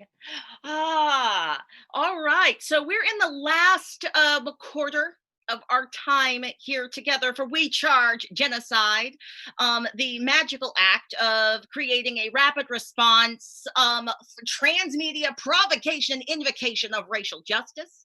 Leroy Moore gave us Leroy was actually here with us for the first hour of what was going on, but something happened and Leroy had to leave. I don't think Leroy returned, so I believe in this moment we will be experiencing a video of Leroy Moore. So, this is me being messy again. I should have actually, I'm gonna ask my colleague Bruce, do you have this queued up on your screen? I can get it tuned up on my screen very quickly, though. It'll possibly be the same amount of time it's taking me to get it, because I finally got it. Perhaps true.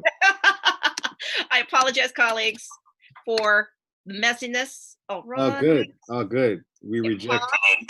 Pause here, and now going to share the screen. And here is Leroy Moore to speak a little bit about 3 generations of Black men against police brutality. And oh, wait, I don't have this queued up to the right section. If there's anyone who wants to give me help so I can see 22.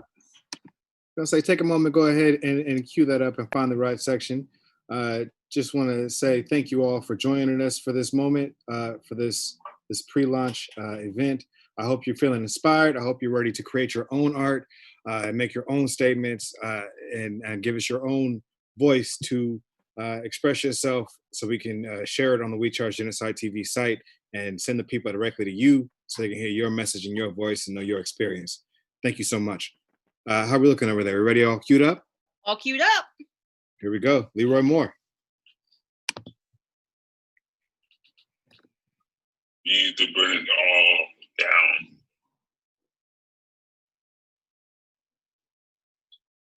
3 generations of Black men, my granddad, my father, and me, all fought against police brutality.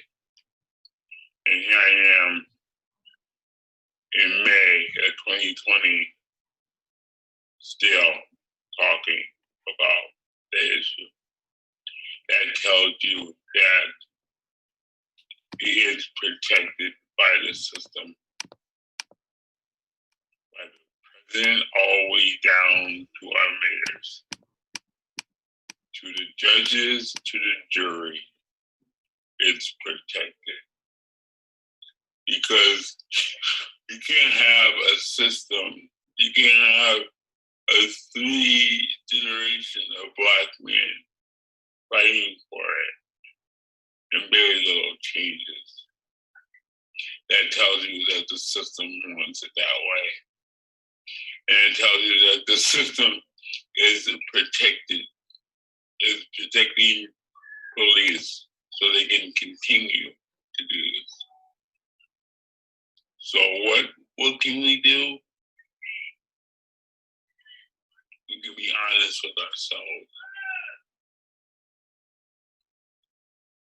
And we can really say that it's not about the system. It's about taking a step out side is really putting your life on the line. I'm not talking about physically, I'm talking about not being patted on the head, not getting that grant you want, not getting that promotion you want, not getting that book deal that you want. And also practicing what Poor Magazine preaches about knowing your neighbor. That's how you change it. Yeah, it's slow. It's a slow process. It's not a big movement. About knowing your neighbor and saying, "Hey, neighbor, can I call on you?"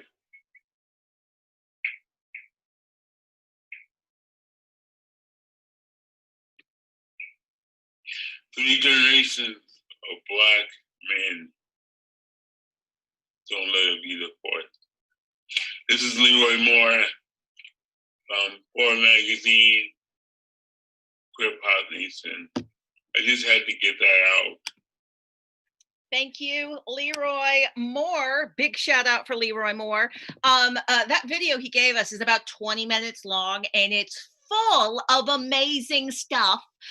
He was going to speak to us live. I'm so grateful that we also had that video on deck. Thank you to Leroy for sharing some of that.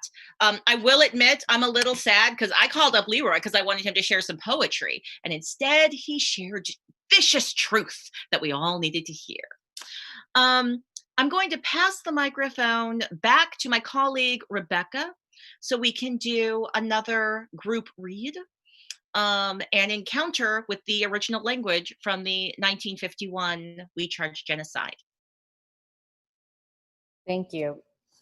Okay, so we will then open this up again to everyone, and please, in the same way, just jump in. I'm gonna share my screen.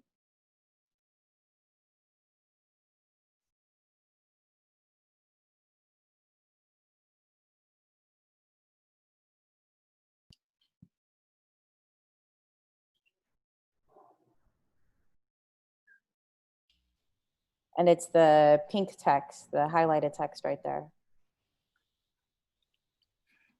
The genocide of which we complain is as much a fact as gravity. The whole world knows of it.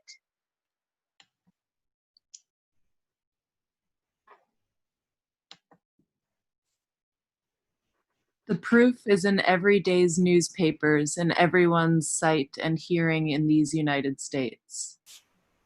In one form or another, it has been practiced for more than 300 years, although never with such sinister implications for the welfare and peace of the world at present. Its very familiarity disguises its horror.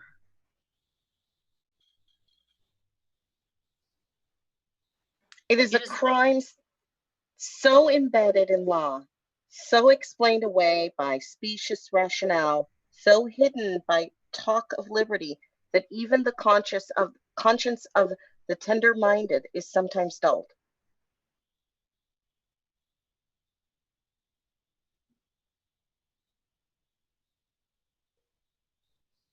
Yet the conscience of mankind cannot be beguiled from its duty by the pious phrases and the deadly legal euphemisms with which its perpetrators seek to transform their guilt into high moral purpose.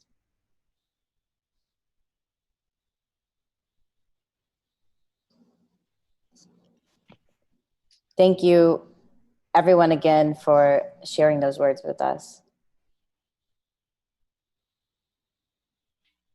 I'd love to, so we have in our program the same offering from Aegis Goodwin twice. So we are now going to play a video a second time. I'm going to ask one of my colleagues to share their screen and play the video, since that was my mistake the first time trying to have Alvin play it through his system. We were actually supposed to just do green screen share. So Bruce, actually, can I invite you to share your screen in this moment? So so the Every 28 Hours plays themselves were a gigantic call to the world to say, would you please create a 1-minute play that is reflective of the current civil rights movement? Then several years later, there's all this gun violence, and somebody does a huge movement that is the I think it was like the Gun Control Theater Action Project. And our participation was to take Idris Goodwin's play and to ask as many people as possible to produce the play on any electronic channel that they wanted to. The idea was make sure this play is existing, is somewhere, is existing in somewhere where other people who need to hear this message will experience it. And this was the offering from Watts Village Theater, I believe, and LA. Yep. Here you go. When the Bullet Strikes by Idris Goodwin. Thank you all for coming. For over a century, we have provided consistent service on continents all over the globe. We've done as we've been told. We have taken down the guilty. As of today, we can move to. You see, we have grown too intimate with these young men and women. We have outrun them far too much, becoming far too acquainted with their backs.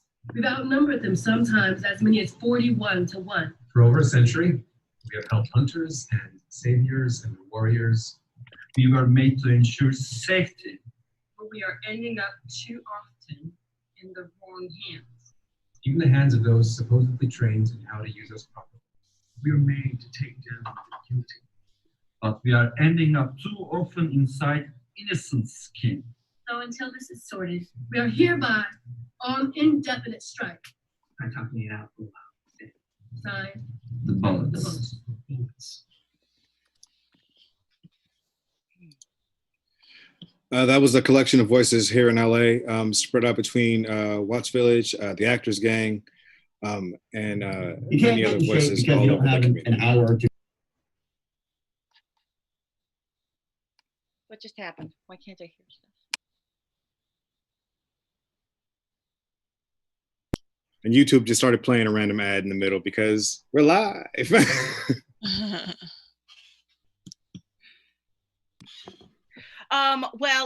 This is another moment of just transparent facilitation. Well, I don't have to do too much of a transparent facilitation. Our next artist has been with us this entire time, but was watching from YouTube. So is now here inside the Zoom with us.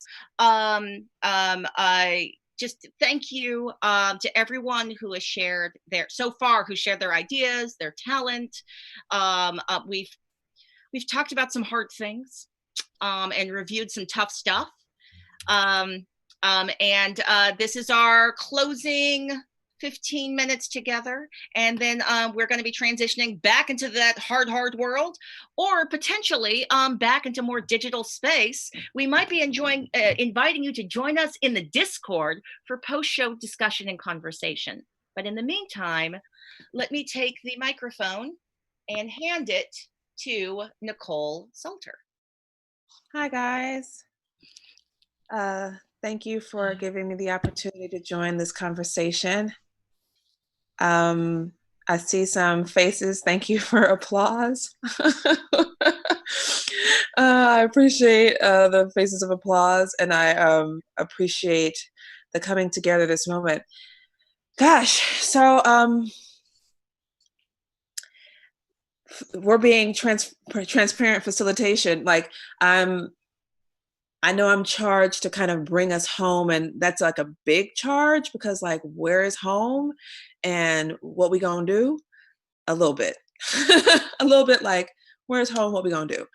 I feel like I want to read a speech that I gave to a convening at TCG that was meant for people of color, but I'm open to sharing it to whomever because I feel like it's the truth. So I hope that you can bear with me on that. At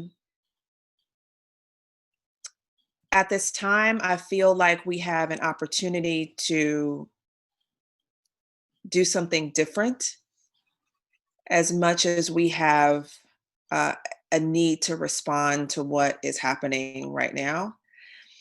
The speech that I gave was about grounding ourselves, and I was kind of riffing on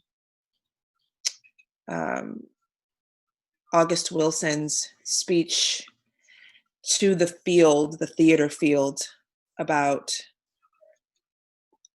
how to ground ourselves, or he called his speech "The Ground on Which I Stand." So are y'all, let me just see if I can see y'all. Can y'all all, wherever you are, just find yourself in your seat and make sure you're grounded on your feet. And if you could just, even in this virtual space, we can't see each other. Can we just inhale and exhale together 3 times? So inhale, exhale, inhale, exhale, inhale, exhale on some sound. And feel free to call and respond throughout this talk with your reactions in the chat. Grounding, okay. There are only a few things for me that are truly grounding. Among them is the truth. And the truth is, my truth is the ground on which we stand, the ground on which we all stand is shaky. It's cracked. In some cases, it's gaping. It's shifting. Real talk, some things are literally crumbling all around us. These events have shaken the earth. But it's not the first time the ground has been shaken. And let's face it, we're used to having our worlds rocked, we people of color. We've become adept at dealing with viruses and brutality. These viruses, that is, entities that invade our cells and use our energy to multiply their image. And smallpox, yellow peril, syphilis, typhus, Middle Eastern respiratory syndrome, enslavement, colonialism. Yes, we have all inherited some shaky ground. And in that sense, as a current generation alive and still repping our bloodlines, I suppose we could declare victory over those past viral mentalities. After all, we're here, alive, still kicking. Some might say surviving those viruses has made us stronger, immune even, perhaps. Yet if we're being completely honest, we cannot deny that we have suffered many casualties on the viral front lines. We're still here, yes, but at great loss. Many of us have lost the natural evolution of our sense of self-determination and identity. We've lost our values and the ability to create social systems that reflect the truth of nature. We've lost a culture of balance for a culture of dominance. We've lost a culture of order for a culture of hierarchy. We've lost a worldview of abundance and generosity and potential for one of scarcity, hyper-individualism, and limitation. We've lost our language. We've lost our land. We've lost our history. We've lost our familial connections. We've lost our food. We've lost our spiritual practice. We've lost our sacred cultural expressions to commodification and misappropriation. We've lost our health. We've lost our wealth. We've lost our voice. And then sometimes we've lost our mind, pun intended. Many of our people have suffered because of these past viruses, these current viruses. Many have been systematically humiliated, hunted, scapegoated, tortured, neglected, exploited, marginalized, criminalized, dehumanized, maimed. Many, many have died. Many, many have been murdered. And that's the truth. But we are still here. And yet, in an ironic twist, it's our survival that has allowed many of us to become more susceptible to these particular viral attacks. Many of our adaptations and coping strategy has actually resulted in us having more risk factors that make us even more vulnerable. Our people are more likely to be uninsured medically. Our communities are more likely to be discriminated against at a hospital. Our communities are more likely to have their physical and psychological pain go unacknowledged and untreated. Our communities are more likely to distrust the healthcare system and to refuse to engage it at all. Our people are more likely to live in substandard housing, to experience discrimination. Our people are more likely to live in multi-unit dwellings. Social distancing is a privilege. There's an old saying that if white America is sick, Black America has pneumonia.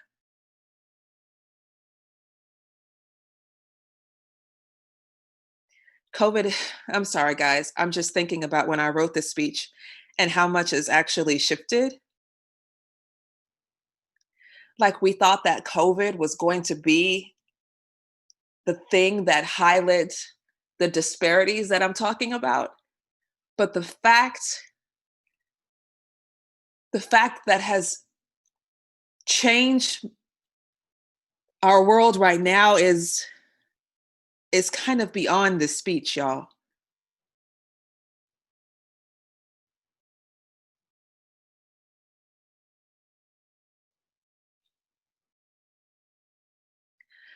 I just want to skip forward in it.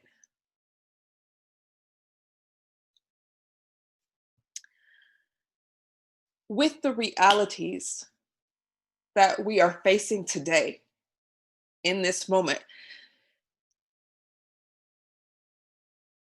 as artists and as people, I can understand why people would look at the things that we have chosen to do as theater practitioners of color like we're insane. Why would we choose to enter and remain in an environment that is so stacked against our representation, our stability, our health and prosperity? Because now we're the ones literally dying in these streets. We hungry in these streets. We thirsty in these streets. We can't breathe in these streets, pun intended. And I wrote that, oh my God, I wrote that before this even happened. We can't provide for ourselves and our families. We can't protect ourselves against attack and disease. We're scared in these streets. We plant seeds, but damn it if they aren't continually blown to the wind in these streets. So why do we continue to stand on this apparently shaky ground? God, we do it because representation matters. We do it because we love it. We do it because it's our calling, our gift. We do it because it is fun and exciting. We do it for the hearts and the minds we touch, and for the joy and for the gratifying feeling we get when we've made a positive impact. We do it because we have the courage to follow our dreams. We do it for the healing and catharsis, revolution and change. We do it out of love. Love for our people, love for all people. We do it because it's our ancestral birthright to contribute to the story. We literally have to do it. So of course we do it wherever we can. To the rest of the world, we tell them to join the club because we've been doing our work on shaky ground, on slippery ground. We do it on no ground at all. And in this time where the structure of our doing may very well be changing, we can rest assured that whatever the change, communal storytelling will not stop. We are a part of an ancient tradition that has changed infrastructures and delivery systems multiple times, but the story never stops because the stories are essential to humanity. Human beings, think about it. We literally cannot experience being alive without story. Story is the software to the body's hardware. It's what gives context and meaning to our aliveness. Air, water, food, shelter, connection, protection, all animals need that. Language, organized social systems, bloodlines, all animals have that. Story is a part of what makes humans human. And further, they are the technology that humanity has to bring awareness to our capacity for collective and conscious evolution. See, nature will evolve us, but with story, we can participate and direct our evolutionary path. So storytellers then are craftspeople bringing awareness, focus, and intention to our innate inclination and need for story. The stories we tell ourselves about ourselves right now, about each other right now. about this world, about life, about the past, about the present, about the future. Those stories impact what we think, what we expect, what we feel, and ultimately what we do. So when storytellers craft story, we are purposefully influencing what people think, feel, expect, and ultimately do. We are the engineers that shape humanity, humanity's experience of life. This is also the truth. This is also the truth. This is also the solid ground on which we stand. So in the acknowledgement of how us people and the people of our vocation have stood the test of time, I'm going to be bold and I'm going to go ahead and declare victory in advance. Even while I know that none of this is far from over, here's to surviving the disease and attack and the siege on our community and the dangers and shifts again, but also here's to transcending all of that and finding whatever blessings there are for us amid and perhaps because of this breakdown. Here's to mourning those who we have lost and honoring the sacrifices of our ancestors with our continued commitment to this art and to justice. Here's to taking care of one another, standing up for and with one another. Here's to taking our rightful place as active, truthful, responsible, and life-affirming contributors to humanity's narrative, to our collective conscious evolution. And here's to doing all we can right now to root below the tremors and the fault lines of this turbulent time and to reclaim as much as we can of what was lost in order to grow a new paradigm in which we can all thrive and stand. So inhale that with me. And exhale and feel yourself grounding in this truth, grounding in your truth. Inhale and exhale and feel your purpose. Feel yourself take root. Inhale and exhale, and from wherever you are in this moment, out loud, state your truth. The truth on which you stand, the purpose in which you ground. In the chat box, take a moment to share what those things are. And I thank you for listening. Ashe.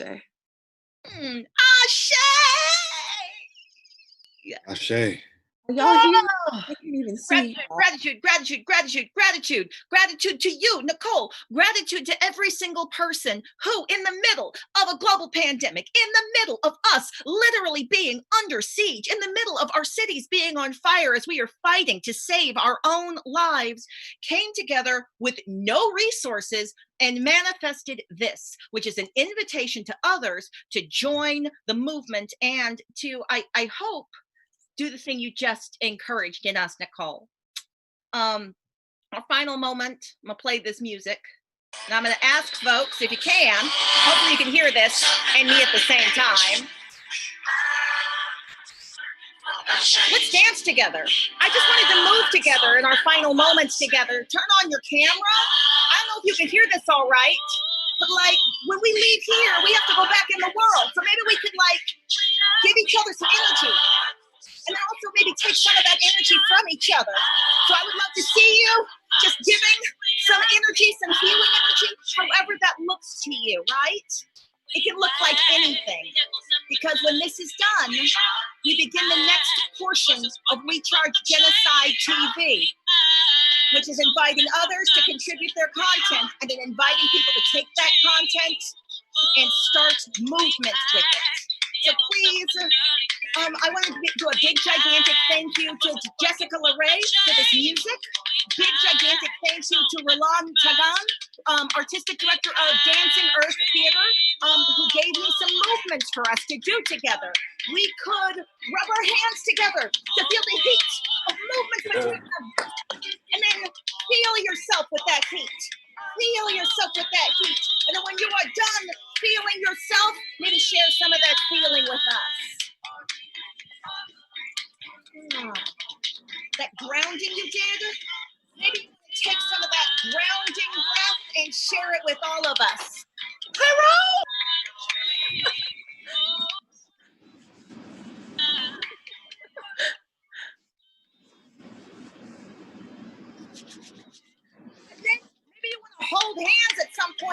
must all hold hands with each other. And the way we're going to end this is whenever I do a power fist, I want you all to do a power fist with me. And then just dance some more, right?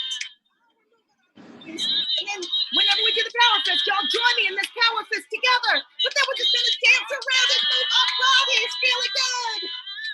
You got this, my friends. Power. Power. Then we're dancing around. We're sharing all of this good vibes with each other. And when the music ends, we're all going to say, I love you. We're going to turn off our mics and say, I love you. When the music stops, black power fist, and then we say, I love you, okay?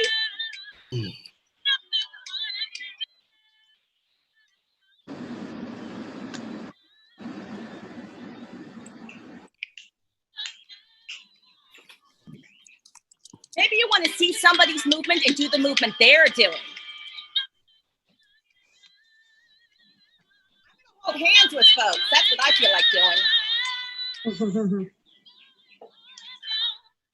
I love you. I love you. I love you. I love you. I love you. I love you. I love you. Love you, Dragonfly. Love you. Love you. I love you. I love you. Love you. Love you.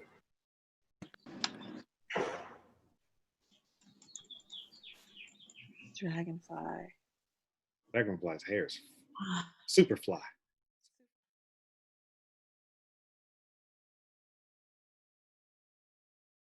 That you have invested in this moment, given that right back to you. We Charge Genocide. Website launches on Juneteenth.